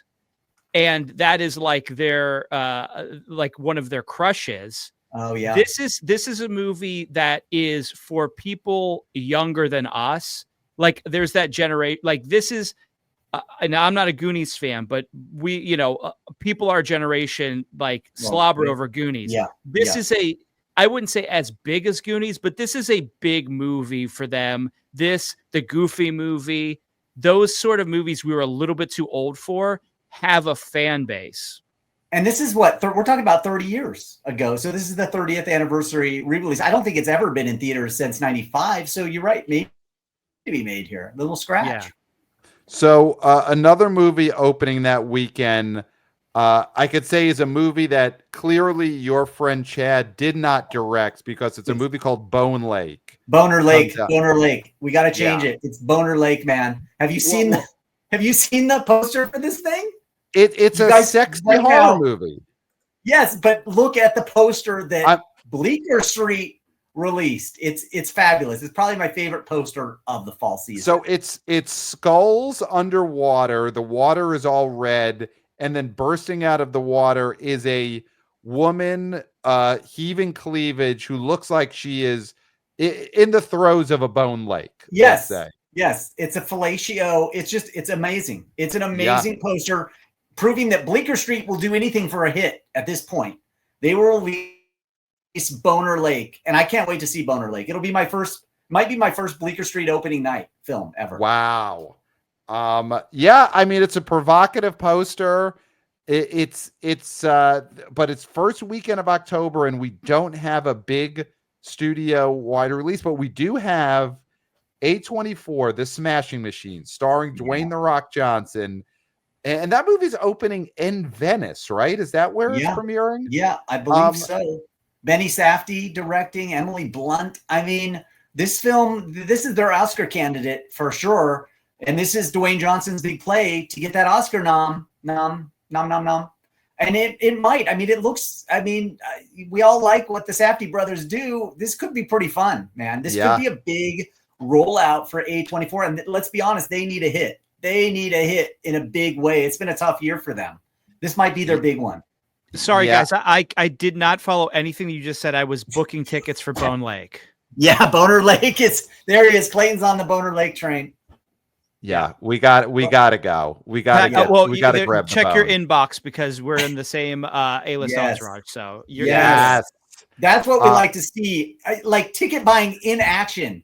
The BO boys right now, just buying tickets while they're doing a podcast. Why can't other people do this? Come on, you guys, everybody, let's get on this Boner Lake train and make a big hit for Bleecker Street.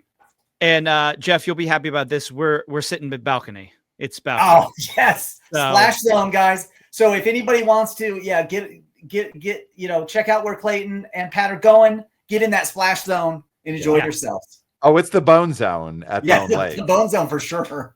So The Rock's going to have to contend with the Bone Zone, with Bone Lake, but I love this Smashing Machine trailer. Yeah. I've seen it so much. A24 is definitely all in on this movie. Mm-hmm.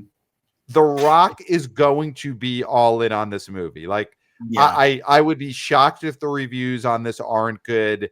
And if there's even a chance that this is going to be an Oscar nom for The Rock, he is going to be all in on promoting this. I think it's the perfect type of movie for him to finally do this type of part. He's in it's not pro wrestling, but it's a pro wrestling adjacent enough, topic for The Rock to really get his fans mobilized. I think on an A24 level, this could be a huge movie on that level, on that, get itself to 50 or 60 million domestic when all said and done. I definitely think that's possible. Yeah, and I think A24, like you said, they're going all in on this. The only other movie they have this holiday season is Marty Supreme. Chalamet is going to tear it up with that one over Christmas. We all know that trailer looks amazing too. That's the only problem is that Smashing Machine and Marty Supreme, depending on how those reviews are, I mean, they both could be like, are we talking best picture for Marty Supreme? I don't know yet. It looks pretty damn good though. I really enjoyed Safdie versus Safdie. I mean, the Oscars need big storylines. That would be a big one. Give us Safdie versus Safdie for best picture. That would be the best. Oh, it'd be huge. And those movies open far enough apart that I think A24 could go all in on both, at least for box office, you know. And I think 50-60 for both those films, you know, maybe with the awards play, they get up to, I mean, could they get up to 100? That would be pretty cool if they did. And again, I think it's possible for both those films because they put the right star in the right role at the right time, at the right place. You got all those things working for you. You know, I like to see that. I like when that happens. And this year is light on really big front runners for the Oscars. So I think a lot of these smaller films have really good shots of doing some serious box office bucks. And Oscar bump. And UFC is big in culture, for better or worse. Yeah. But there might be a lot of interest in the early days of UFC, the early days of when me and my buddies used to go and rent the VHSs of these pay-per-views and watch them and fall asleep with one of the, what are they, Shamrocks? What were the name of those guys? The Hoist Gracie, the Gracie brothers, and who would Shamrock. Just choke someone out for 45 minutes. Yeah. That's what it used to be. That's what. They need to know their history. Yeah, I think this could be really big. Again, by A24 standards, this could be. And listen, here's the thing: you went on a great cutting of the ship before about directors, give directors the chance to make what they want. Directors are the stars now. That's what podcast Jesus Kirk Minahan talked about a few weeks ago. The Safdie brothers have a chance to back-to-back establish themselves, not at Nolan level, that level, but if they could have A24 hits after Uncut Gems, it establishes them as a brand at that level. And I think that's where they're at. I do think the Safdie name is going to add box office bucks. They're going to be the new Coen brothers of this next decade. Yeah, I agree with that. I think that their films are interesting enough and unique enough that could happen. But watch Warner Brothers pick both those guys up to direct films for them because A24 won't be able to afford them anymore. Yeah. So that's the thing. A24's got to step up. They're going to have to start paying these guys if they want to keep them. And that's how it is to be one of those mid-major studios. You're going to step up to the big time. You have to put the big bucks in play. I know they want that internally. I know that's where A24 wants to go, but you're going to have to put those numbers up, if you really want to go there. And you can't just promote on the internet like they did to the Rocka Rocka guys. After they had a huge hit for them, a surprise hit, and then they just didn't bury this movie, but their next movie, but they just did their regular A24 bullshit, hoping that like all the A24 bros and broettes were going to just talk about it. And it was a really great movie that fell through the cracks. That's how you don't keep good people and good creatives that way. You just don't. It's A24 is holding on to the wrong people sometimes, Ari Aster. Oh, sorry. What? Yeah. Oh, you said it, not me. But exactly. Like those, you've got to get him to direct another horror film if you want to keep him on board. Like you can keep doing those films, that's fine, but nobody's watching them and they're losing money for the studio. Yep. So speaking of losing money at a major studio. Oh, goodness. Disney. Tron. What is this called? Tron Ares? Tron Ares. Tron Ares.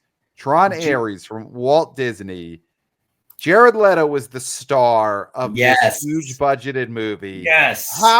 Jeff, how did this happen? How did Jared Leto end up as the centerpiece of a big budgeted Disney sci-fi movie coming off of Morbius, coming off of just basically being Jared Leto, his Joker, kudos to him for getting himself in this position, but this already feels like something Walt Disney has to be getting ready to wash their hands of. Am I being a little too tough on this Tron Ares? No, I feel like the Epstein files, like Jared Leto has something on Disney and he has something really bad. And he said, I need to start a movie and you're going to give it to me, Wow. And I want some metaphysical BS, and it's going to be the new Tron, even though the second one didn't make money. You guys lost money, a lot of money on the last Tron, but we're going to make it because I have an Epstein-style cover-up on you guys, and I'm going to expose it if you don't give it to me. That's the only way that this could have been made, because I was so, like, they kept talking about Tron 3, and I was just like, no, the Legacy it lost so much money. There's no way. But someone, somewhere along the lines in Disney loves this concept and loves that there's a chance it could break out, or that people in Silicon Valley love this shit or something. But when I watched this trailer for the first time this last week in theaters, audiences just didn't know what the hell was going on. Like they did at the last Tron movie. Nobody knew what was going on in it, you know? And to think that now there's a trilogy of films that nobody knows what the fuck is going on, except that video game back in the 80s was really freaking cool, man. You know, we know that. Like, that's legit. If you can get that Tron game with that blaster in the center, you know, that is a great game. And I'm glad that Tron exists for that game. But as a movie trilogy, they probably spent, I mean, I don't even know what I know that they said maybe it's 150, but it looks like a $250, $300 million film. Oh my God. This looks so expensive. And it's going to, what is it going to open at, you guys? Maybe it opens at 45? I think, lower. I think way lower. You think I lower? think this is like a $25 million. Oh God. If it's Jared Leto, it's Morbius, it's IP that no one wants anymore. 19. This opens to 19. It could. Oh, it really could. I think Tron is going to be.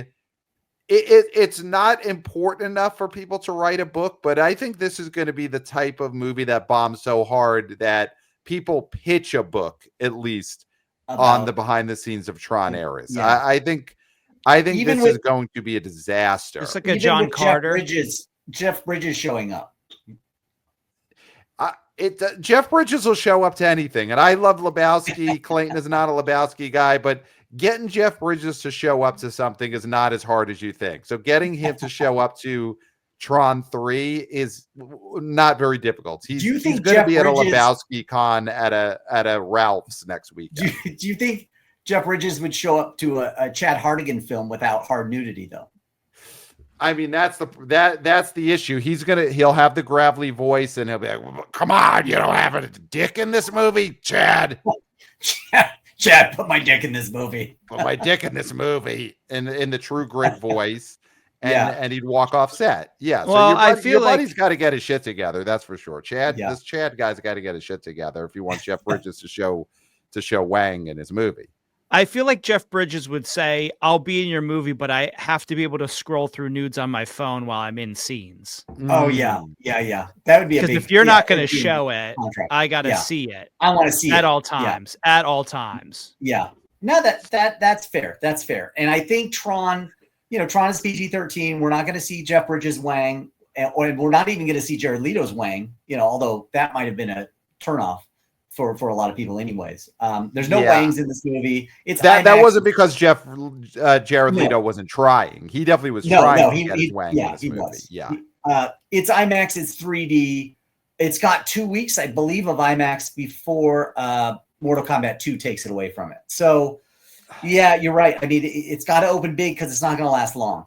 No, I mean, I guess if it has IMAX exclusivity, that could be its saving grace, is that there are some people who are just going to say what's in IMAX, and then the tickets are going to be more expensive. It's big. But it looks like a blockbuster. Yeah. We saw this trailer. We saw this trailer before. I forget which movie we saw recently, Clayton, where they showed the Tron trailer, and the audience definitely seemed confused, and it was a trailer that got laughter. Got that sort of like derisive laughter. Yeah.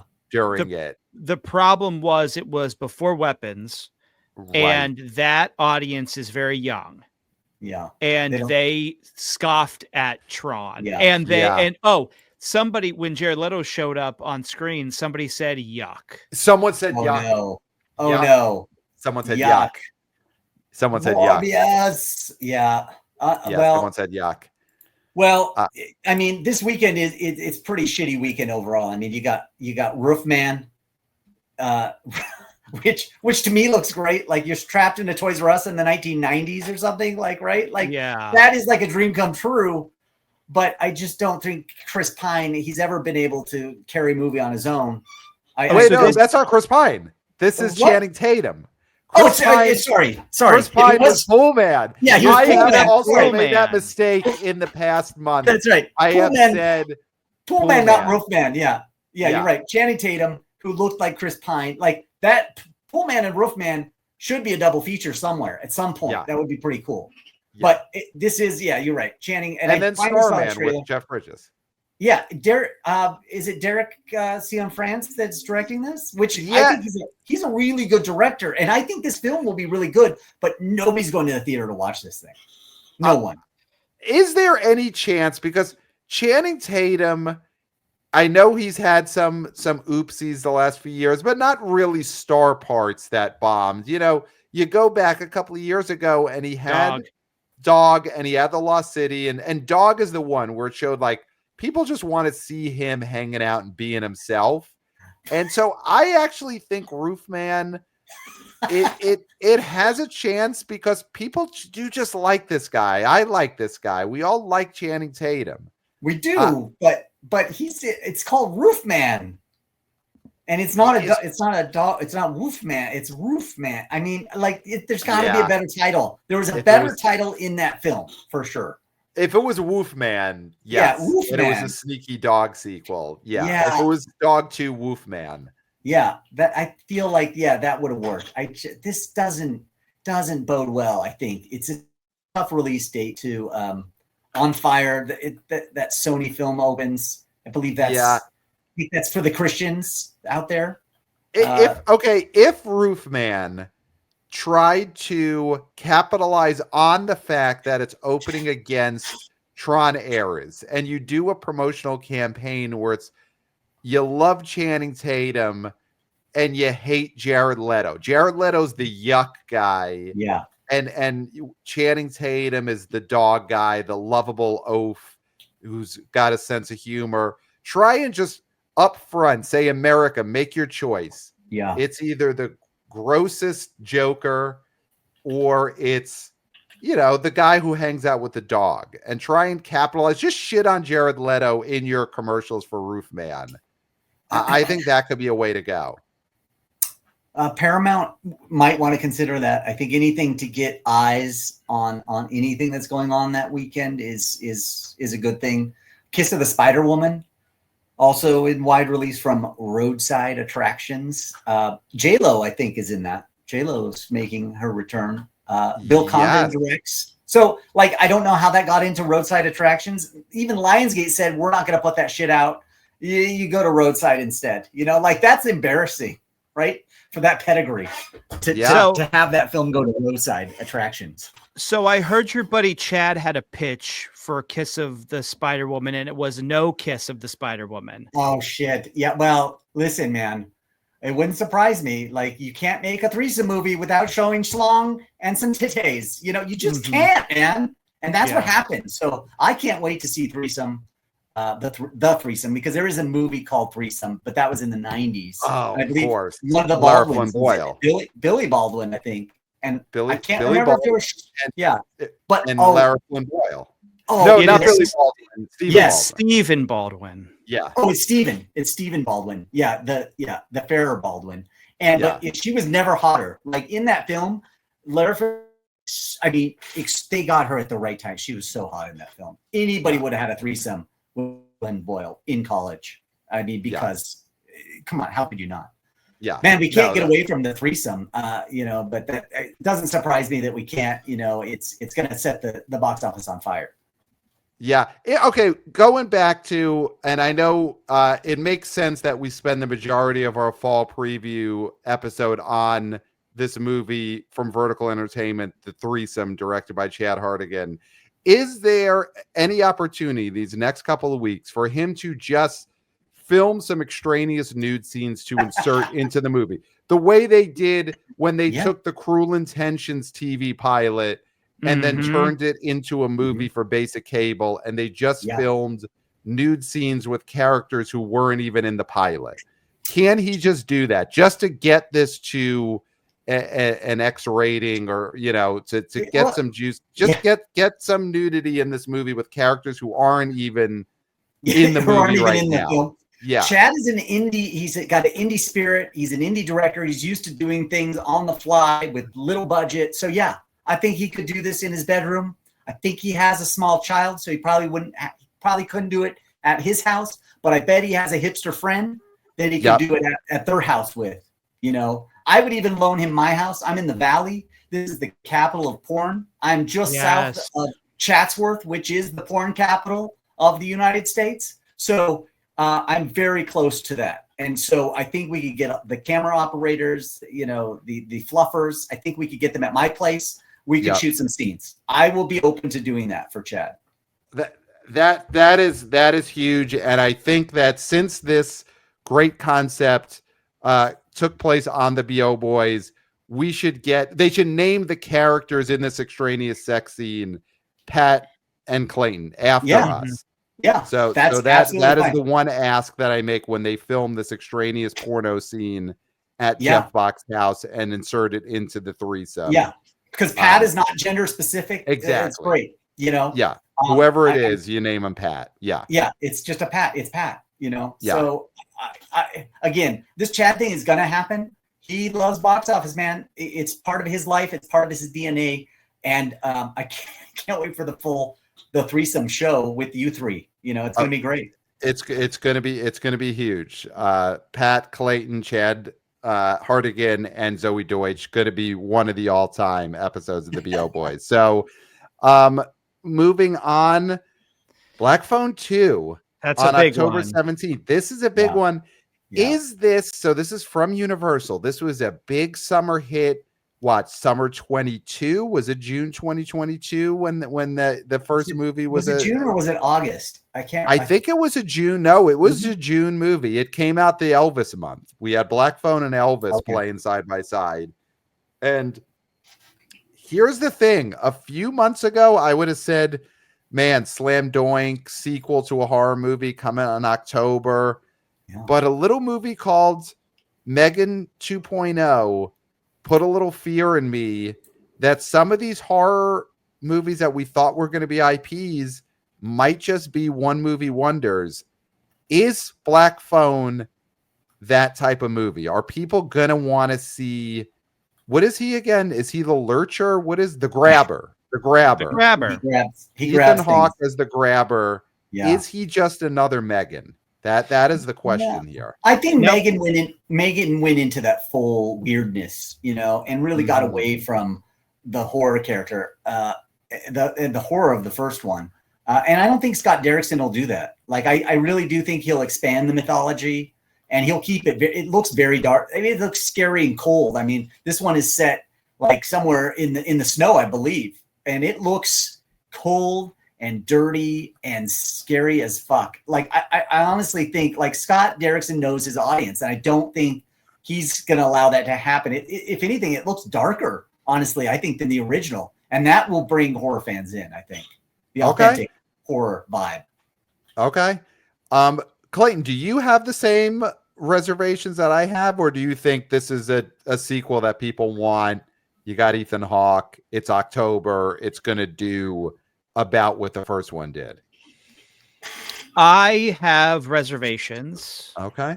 About so many things, including Black Phone 2, because I agree. I think the original movie was based on a specific short story.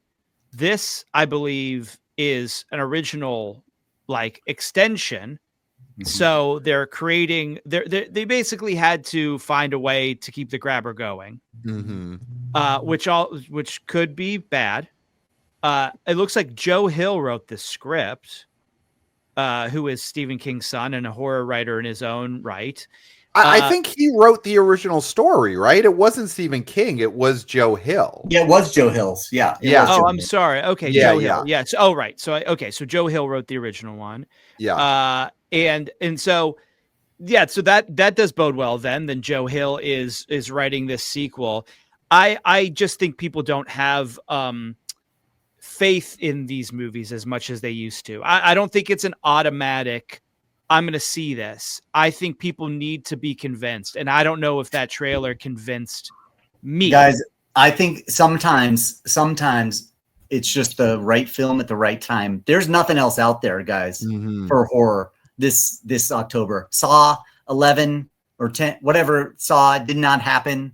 We don't know what's happening with the Saw franchise. It was supposed to come out this year. And when you took that off the schedule, what do you got left, you guys? You got Netflix's Frankenstein that will be in a few theaters if you can find it that same weekend. And it's Black Phone too. And I just think it's that horror. It's the horror season. People that's what they want. They want to be scared out of the britches. They want to go to Starbucks. They want to get their pumpkin spice latte. They want to be almost killed in the movie theater. That's what they want. And it is October 17th. And you got 2 perfect weekends for this to play in theaters and scare the bejesus out of people. So again, you're right. It may not be as good, and I don't like when they veer off the source material either. But in this case, I don't think it matters just because there's no other competition. It is the horror film of choice because there's really not a lot of choices out there. Yeah. Unless you go to Boner Lake. Unless Boner Lake takes off. It's a great poster. I mean, that poster, it already sold 2 tickets on air tonight. The thing is, people also love Ethan Hawke. And not saying he's a giant movie star, but I think people like when he's doing well. And so I think the vibes for going into that movie are also going to be like, oh, that Ethan Hawke movie, he's in it again. Like, I think that'll help. Yeah, but they also like him. They especially like him in genre movies, like these genre, like horror movies. They love Ethan Hawke in them. Yeah. He does give a sense of prestige to these films.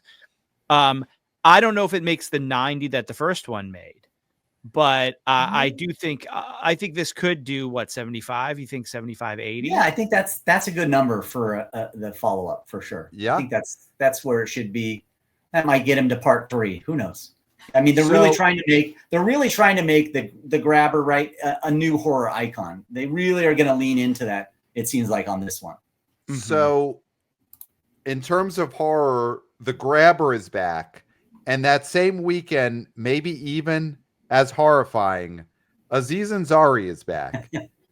Wrote, directed, co-stars in a big screen comedy called Good Fortune, coming out from Lionsgate. Oh no! Yeah. Now this movie, I mean, we saw the trailer for this, Clayton. I think did we see this in a theater or did we watch on our phones?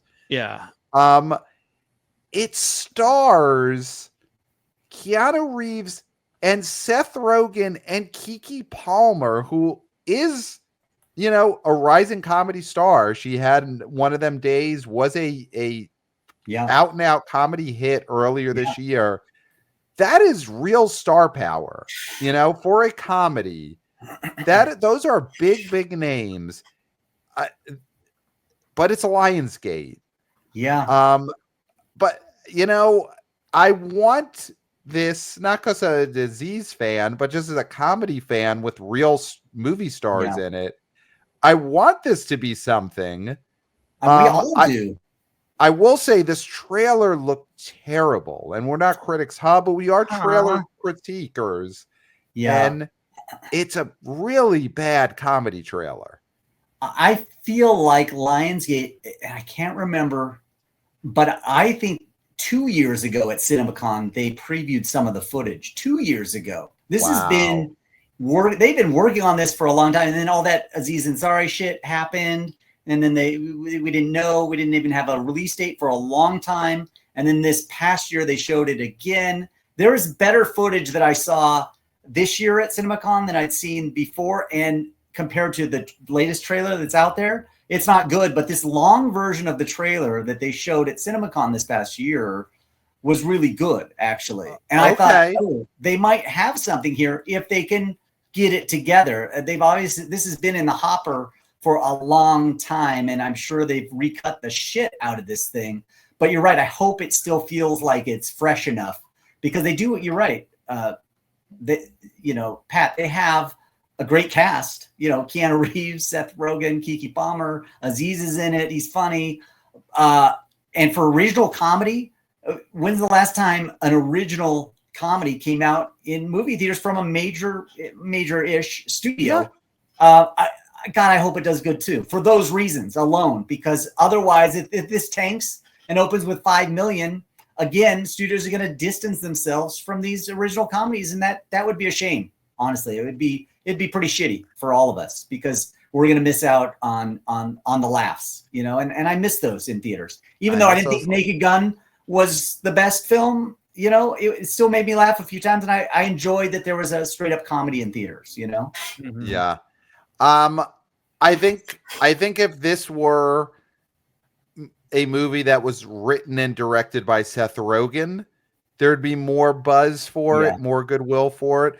I mean, the fact though that it is a Seth Rogen, first build comedy, we have not gotten that in a long time in a movie theater. And I'm not saying Seth Rogen was ever Jim Carrey in the 90s, but he was a movie star. He was a comedy movie star in the 2000s, 2010s. Yeah. And it should feel, and listen, we're a few months out, it should feel like some level of an event that they're trying that again, that Seth Rogen's going to top line a studio comedy. So I hope by the time this movie comes out, there's some momentum in front of it. With the studio, and how well that did on Apple TV, people were falling all over themselves about the studio. Exhibitor Relations was even mentioned, but not the Exhibitor Relations that we're thinking of. They made a play, and I think Pat said, "Hey, they mentioned you in the studio." And I'm like, and then I watched. I'm like, oh well, no. Every studio has their own Exhibitor Relations, and even though our company is called Exhibitor Relations, we don't actually work for the studios. So, but Exhibitor Relations, as it relates to each studio, they do the same thing. Basically, they track the box office for their specific studio.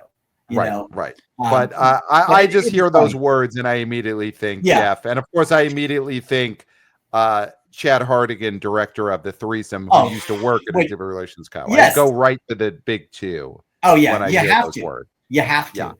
Yeah. Well, last thing on Good Fortune, I think is, you both were talking about Hamilton earlier and thinking it could do well. I totally just disagree, because I think that is a vestige of a bygone era, and Aziz Ansari is a vestige of a bygone era. I don't think he has a place right now in the popular consciousness enough to make this movie interesting. Now, Seth Rogen does sell it. Keke Palmer does sell it. Keanu. I mean, listen, they had to put him in Ballerina so that movie could do anything. But he's not playing John Wick.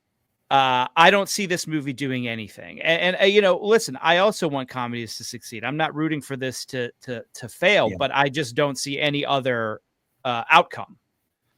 Yeah, it's a tough sell. And it's Lionsgate. It's Lionsgate, you guys. They're going to fuck it up.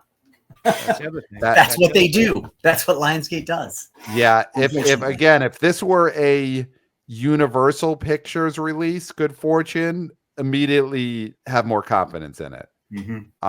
So can we talk about a movie that I have high confidence in? Give it to us. And it's October 24th. Okay. There's actually two movies I have high hopes, very high hopes for. Okay. But the one that I have the biggest high hopes for is Mortal Kombat 2. I think that movie is going to do Bafa Bobo. I think they're finally doing the tournament, right? They've got the Johnny Cage angle. People are going nuts for that in the theater when I see this trailer. It's going to be bloody. Video games, movies are, ramping up. This is a pretty much like a legacy sort of video game series, but it has gotten very, very much about its own lore. And I think they're leaning into that with these movies. And I think that young people and older people who grew up with the original video games are going to rush to see this. And it's not a day and date. They're going to get to fully see this movie on theater screens only. And that first movie opened big for a day and date pandemic-y movie. Yep. It was day and date. Yeah. I don't see any reason why this thing can't go off. That did 23 million day and date, but then it only topped out at 42 million because of the shit that was going on. So it didn't have, and I think it did 84 million worldwide. So it didn't have a long tail. But you're right, Clayton. I've heard actually a lot of people. This is online chatter, so it's hard to say, but a lot of people at Twitterville really love this thing. Mm-hmm. They can't wait for it. So you're right that young quadrant that love these video game movies, and especially the ultra violent one. This is R-rated. This is on IMAX.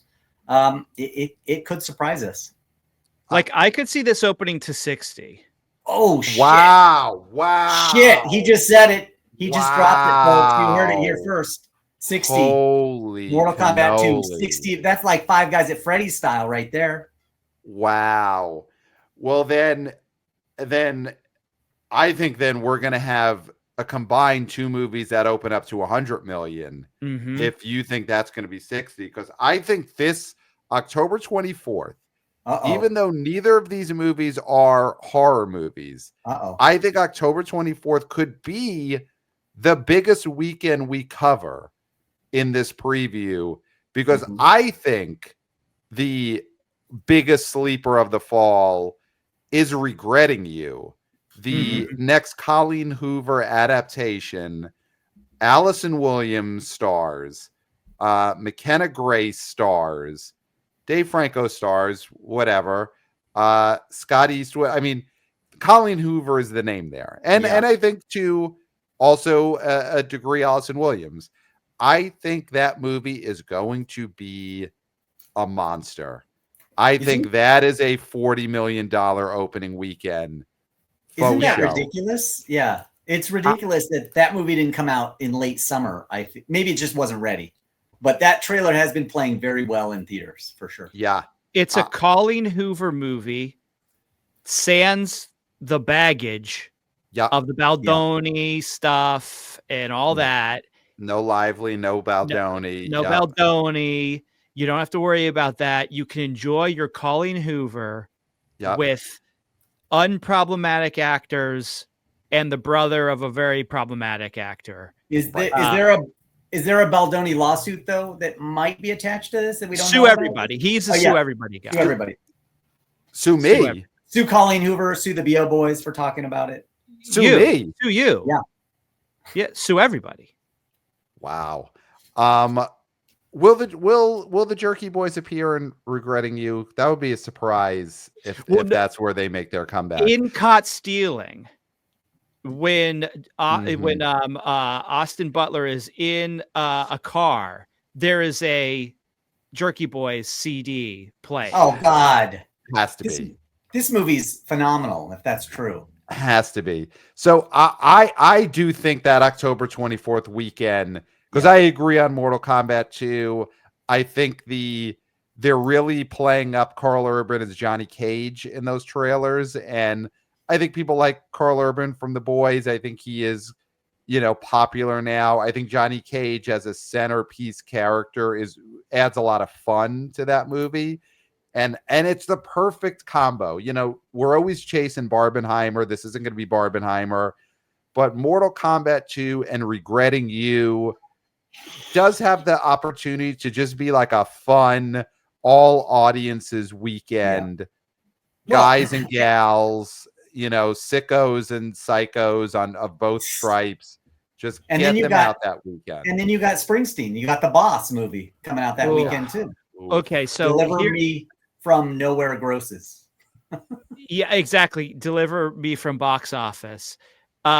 So the fact that they had to put Springsteen in the front of that is Whitney Houston, I Want to Dance with Somebody situation. They're getting ahead of it. I love The Boss. Pat hates The Boss. I don't. Yeah, you do. Stop it. You hate The Boss. Stop it. Every song is. Stop it. Oh, get me out of this town. That's every song. That's every Springsteen song. I love The Boss. I just feel like that first trailer. He's no Billy Joel. Yeah, that trailer is so obnoxious in its like overwroughtness. I think Scott Cooper was a bad decision for this movie because there's going to be no fun in this movie. There's going to be zero fun, and a rock and roll movie should be fun. It's going to be like that, crying. There's going to be a lot of crying. Yeah, and I'm going to see it. I'm going to see this movie. I'm going to see it opening weekend. I'm going to see it probably opening night. Wow, but the general public, I think the thing about Springsteen is people who love Springsteen are so slavish about Springsteen that they have blinders on, horse blinders, to the point where they can't see how little he actually matters in contemporary culture, right? He gets amplified by all the fans that are in media for him. But I think the general public does not care about Bruce Springsteen as much as they care about even Queen or NWA or any of these other musicians who Bob Marley. Like that Bob Marley movie is going to do so much better business than Springsteen, because what is the CD that's in dorm rooms all the time from Springsteen? There isn't one. Here's a movie that would be so gigantic, a musical movie that would be so much bigger than Springsteen. And listen, I am not a fan of this band. They are at best fourth best Britpop band of the 90s. Oasis the movie would do, I would say, 8 or 9 times the opening weekend of this Springsteen movie. Easy. The Springsteen movie is going to be a disaster. And especially that weekend, it's going to get so dwarfed by Regretting You and Mortal Kombat 2. It's going to be a full-on disaster. I think the thing too is Springsteen. I love him. Don't get me wrong. I love Bruce Springsteen. I love him. But he is like the Robert De Niro of musicians. Great at what he does. Can conjure up magic with his songwriting, his guitar playing, everything. But as an individual, is not very interesting. Mm-hmm. And I think De Niro's the same way. If he's not acting, De Niro is boring as shit.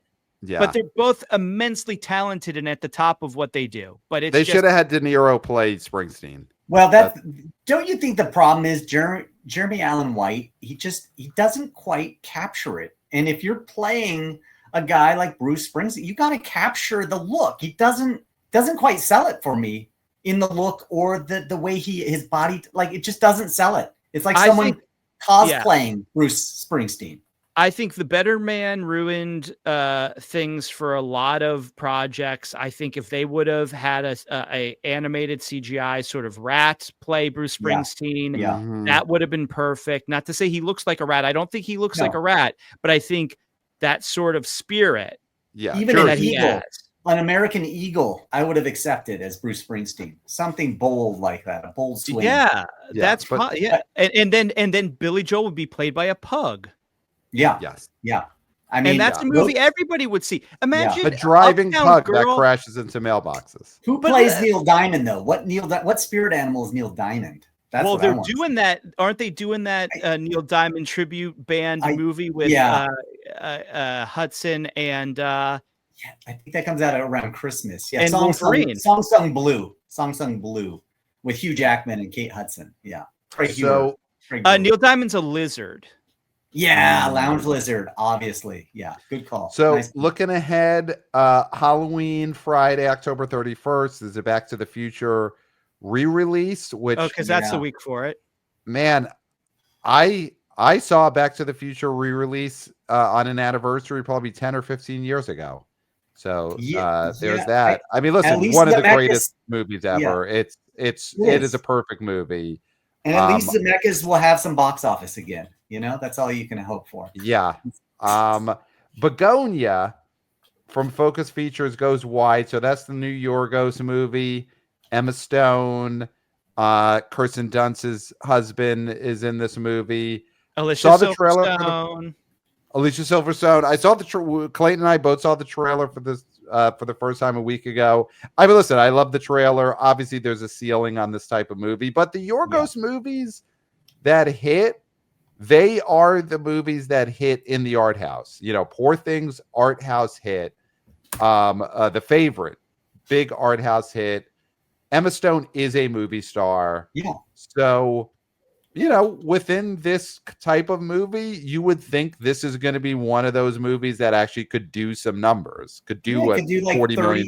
Yeah, 35, 40 million, and get Emma Stone another nomination. Great. Yes. That's what we all like to see. Yes. There is one movie we forgot to talk about in October. We do have to talk about Anemone.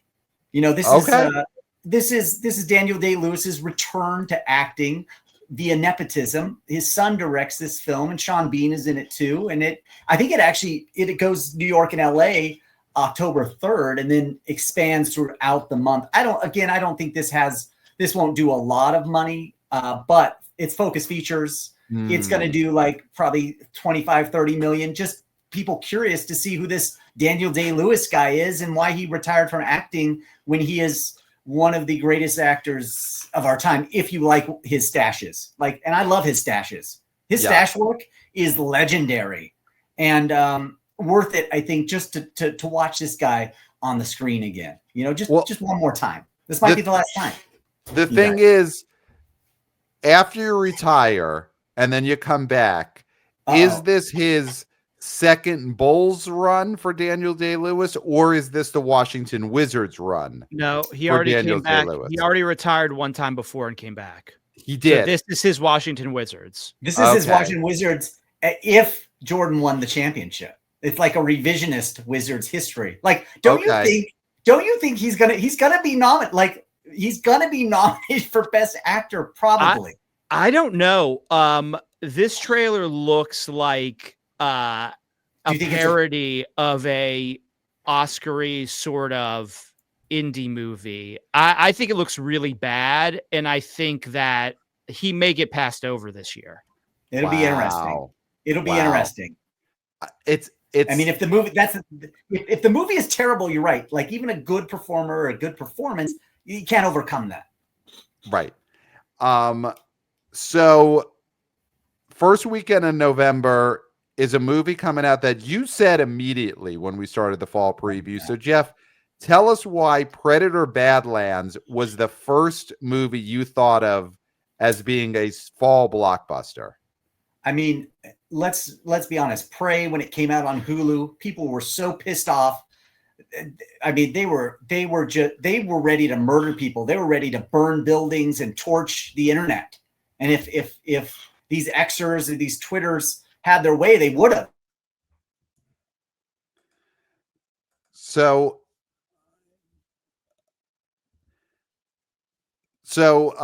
Clayton, are you excited for this Predator Badlands? I think Jeff might be in a little bit of a freeze zone. He might be in the Badlands right now.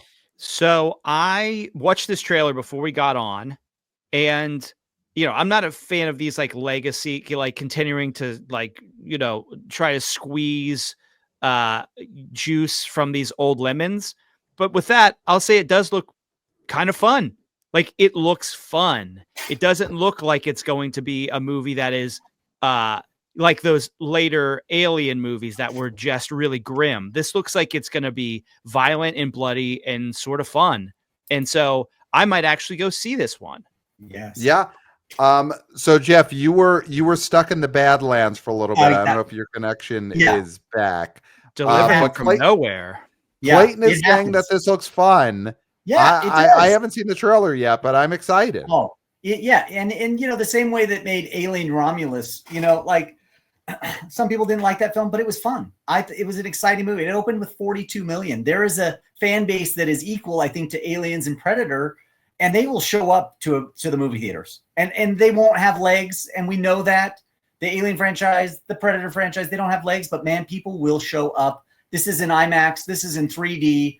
This made The Running Man, which opens the week after now, move because people were so excited for this film. And The Running Man is going to look very weak compared to Badlands, I think. Yeah. Listen, I would love to see, and you're right, Prey on Hulu, all everyone talked about was that if that had come out in the theaters that August, it would have been a big hit. Yeah. So there is just a lot of goodwill for the Predator franchise, which is something you pretty much haven't been able to say in about 30 something years at this point. Trachtenberg has turned things around, and this looks like Clayton said. I caught the rest of that. It looks like a grand time at the movies on IMAX in 3D, and we don't get that usually in early November. Yeah.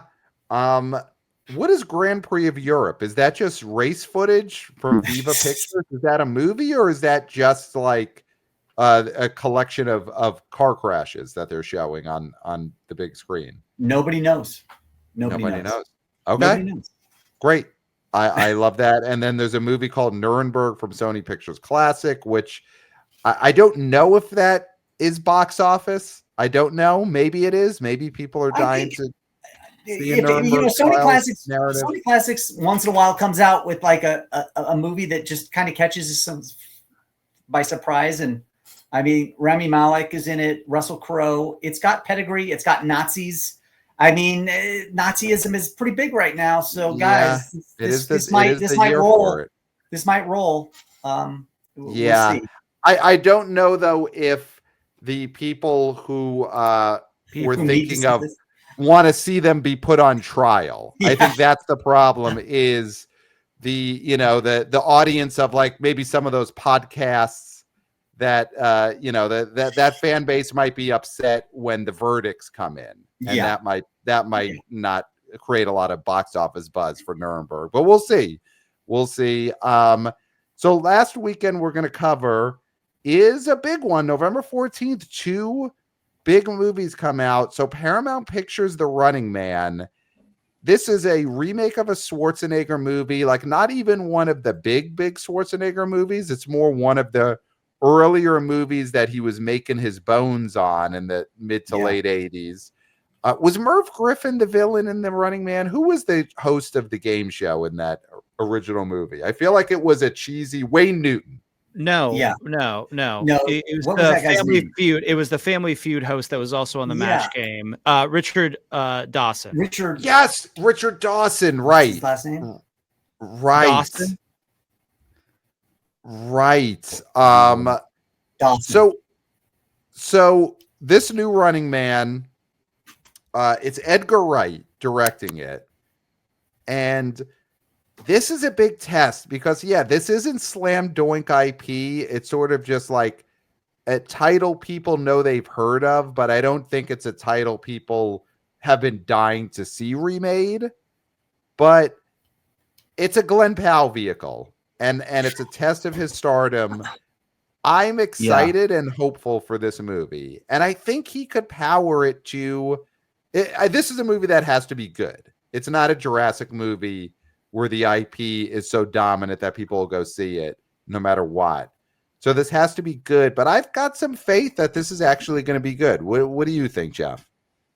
Yeah, Edgar Wright directs. He's a great director.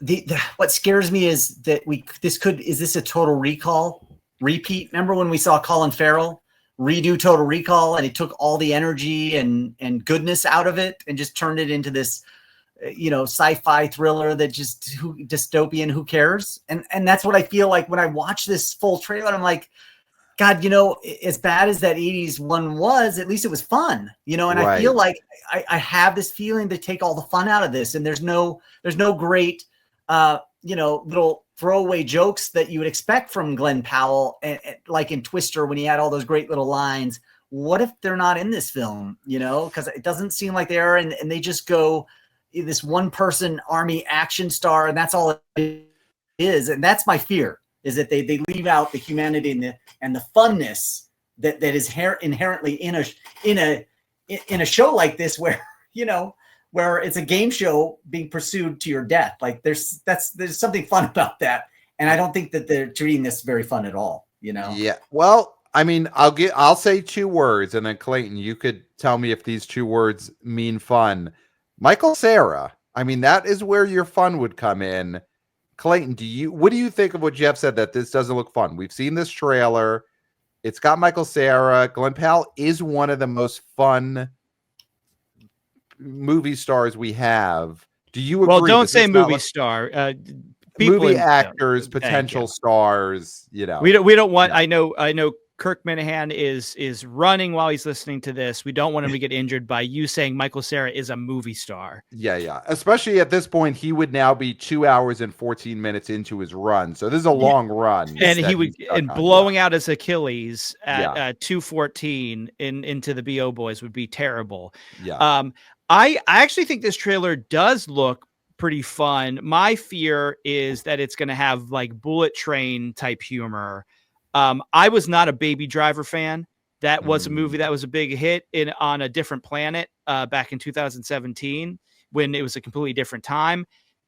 Unfortunately, he followed it up with Last Night in Soho, a movie that nobody seemed to like and did not have the same elements that made Baby Driver such a big hit. So if this would have been coming right off of Baby Driver, I would have thought, okay, we got something here.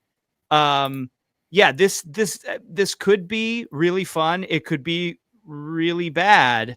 I'm gonna hew towards Glenn Powell make this fun because I think he's just really fun to watch. But I agree. I do think it has to get good reviews. And well, here's one other element that I feel makes me feel a little more hopeful is coming off of Weapons. You got Josh Brolin. He's in that game show host, producer role. Great SNL host. Josh Brolin knows how to have fun. And he was fun in Weapons. I mean, one of the maybe biggest laughs of the summer, even with the Naked Gun movie coming out, one of the biggest laughs of the summer is when Josh Brolin wakes up from the dream in Weapons and just yells, "What the fuck?" And people like that guy. And he's in big movies. He's a value add for sure. So I like having him in this movie coming right off of Weapons. I think that could be something you could sell to the audiences, get him eating the wings, that kind of thing. I agree. Yeah. And the only other problem I have with this is now it's opening against Now You See Me, Now You Don't, the third in this series. And I know it's by Lionsgate, but this series has a lot of goodwill to it. They're fun. Like, honestly, the cast is Woody Harrelson, Dave Franco, it's a big cast full of, actors that people usually like. This is actually a tough opening for Running Man because people know the Now You See Me probably more than know whatever. Yeah, I definitely agree. And Jeff is actually cutting. There we go. Am I still cutting out? No, am I still cutting out? You're back, and back. you were saying that okay. I just Now You See Me franchise. What scares me is bigger. that these are two both pretty big films, and they're going to have to compete with each other.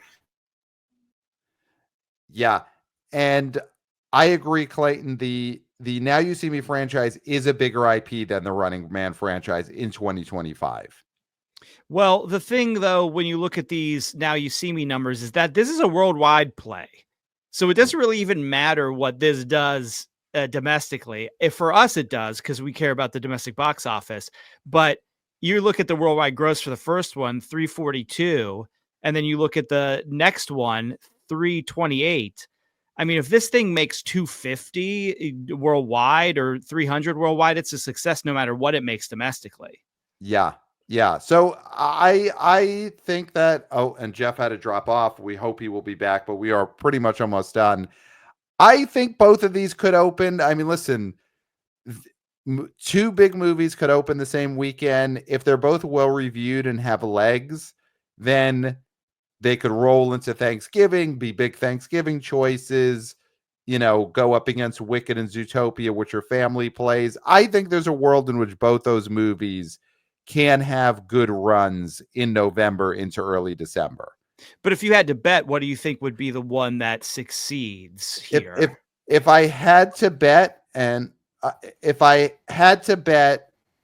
Jeff is back. Jeff, we were just saying, if we had to bet on Now You See Me versus The Running Man, long-term box office domestic, I would bet Now You See Me 3. I do think that's just stronger IP than Running Man. Clayton, what do you think of those two if you had a bet?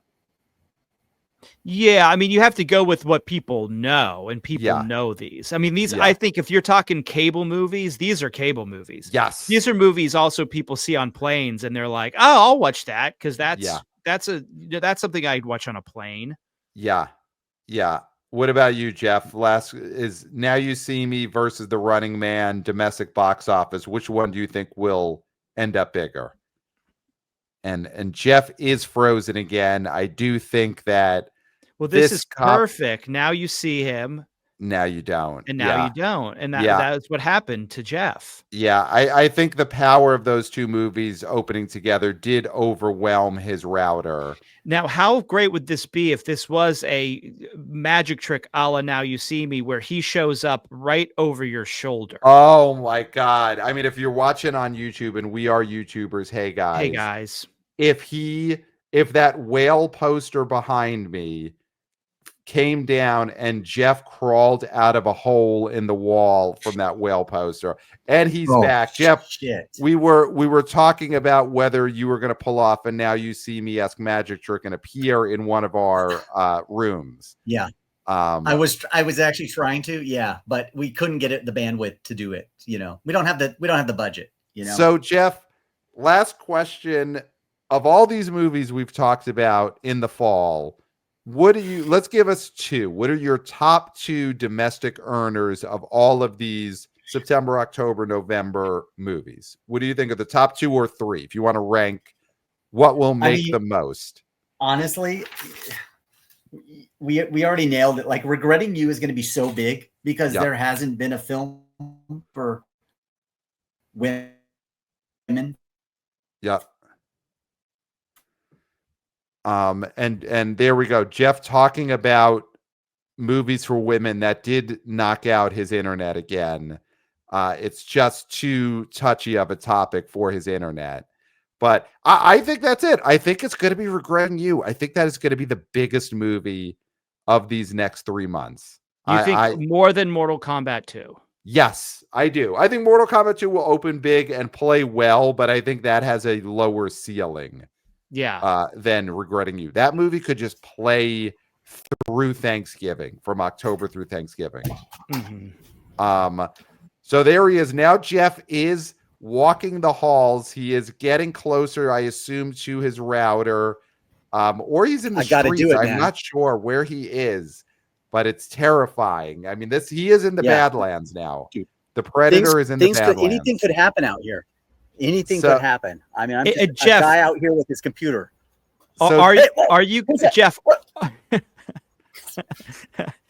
that's why you have to subscribe to the YouTube. You have to. So, oh my God, this is like found footage. This is some real found footage stuff. Yeah, this is Skinamarink right now. We're getting a Skinamarink. Shit. What's happening? Oh wow. Jesus. Oh God, I shouldn't be in this room. This is unfriended. Yeah. Okay. So I think I'm in a good place. It's dark, but I'm in a good place, guys. Safe. So that's what me and Clayton say to each other often. It's dark, but I'm in a good place. It's dark, but I'm in a good place. Yeah, there it is. Look who I'm next to. I'm fine. Everything's fine. There he is. So number two movie you have, if you have Regretting You, what is two more of your top three? Honestly, I think One Day After Another. One Day, what is it? One Battle Leonardo After Another. Honestly, I think that movie's going to do better than we all think. Oh, I hope so. I really do. And maybe I'm just wishful thinking, but honestly, I think that's where it's at. And I mean, those are probably my top two. Like Clayton said, Mortal Kombat 2 could do video game business. And if it does Five Nights at Freddy's business, that could be up there, but overall, that's why I said 42 million feels like a pretty good bet for this fall. There's a lot out there for everybody, but nothing like massive Barbenheimer style. And then obviously when we get into, Running Man could be big and Predator could be big, but I still think those are topping off at 100 million domestic. Okay. And then final prediction, will it make enough money to get box office reportings from Vertical Entertainment? Will the Threesome register in the actual accounting of box office? No. Chad himself will have to come on the show and give you an official report because he will be there. He will be at all the theaters, checking out the box office tickets, checking out the grosses personally. That's how deep undercover this box office guy is. Chad Hartigan knows box office inside out. He used to do the same thing we did. He would predict movies, and he was very accurate. Like, the guy knows his stuff. I think he was on MTV. He was on some show where he won a prize. Was it Beat the Geeks? Yeah, I can't remember what it was. I can't remember, but he was on a show and he won the top prize as this like box office dude. Was it Singled Out? Was he on an episode of Singled Out? I can't remember what it was. I can't remember, but you have to ask him. And was it Next? Was Chad Hartigan ever on the Next bus? I can't remember. Okay. I don't remember, but I'm telling you, he started as a room raider though, right? Yeah, for sure. Yes, he did start as a room raider. But this is going to happen. We're going to get the threesome going on. And I know he's going to show up and he's going to make this big, you know, yeah. It might not be big first. Once you guys have him on the show, second weekend of threesome is going to just explode for Vertical. Absolutely. I mean, it'll be on the podcast will be the threesome, me, Pat, him, and then add another Zoe Deutsch. Yeah. Whoever. And make sure you get nudity. Yeah. Make sure you get nudity on the podcast because he's not going to show it in the cinemas. He's got to show Wang on here for the viewers, for the people. Yes. Yeah. And for the DVD special edition. Yes. Which is more important now than ever. Yeah. So listen, that could be the movie of the fall. I mean, I'll tell you what, I don't think there's any other fall preview out there that is going to cover the threesome at the level that the B.O. Boys and Jeff Bock did. No. So, you know, you're welcome. Yeah, you're welcome. And I mean, I survived walking out through my yard. You guys saw how scary it was out there. There are a lot of bugs. It's hot out here in August. There's bugs as big as, you know, you would see in like Starship Troopers out there. I'm risking my life going across the yard. And they're scared. They're scared. Yeah, absolutely. Yeah. So, well, you've earned by surviving your internet, walking through your house in the dark, going outside, fighting the bugs. Jeff, plug away. Where can the Wannabe-O Boys, Wannabe-O Girls, Wannabe-O people find your work, find your next big move as you get ready for CinemaCon next year with the B.O. Boys? Yeah, I mean, that's the epic place. Guys, just catch me on X.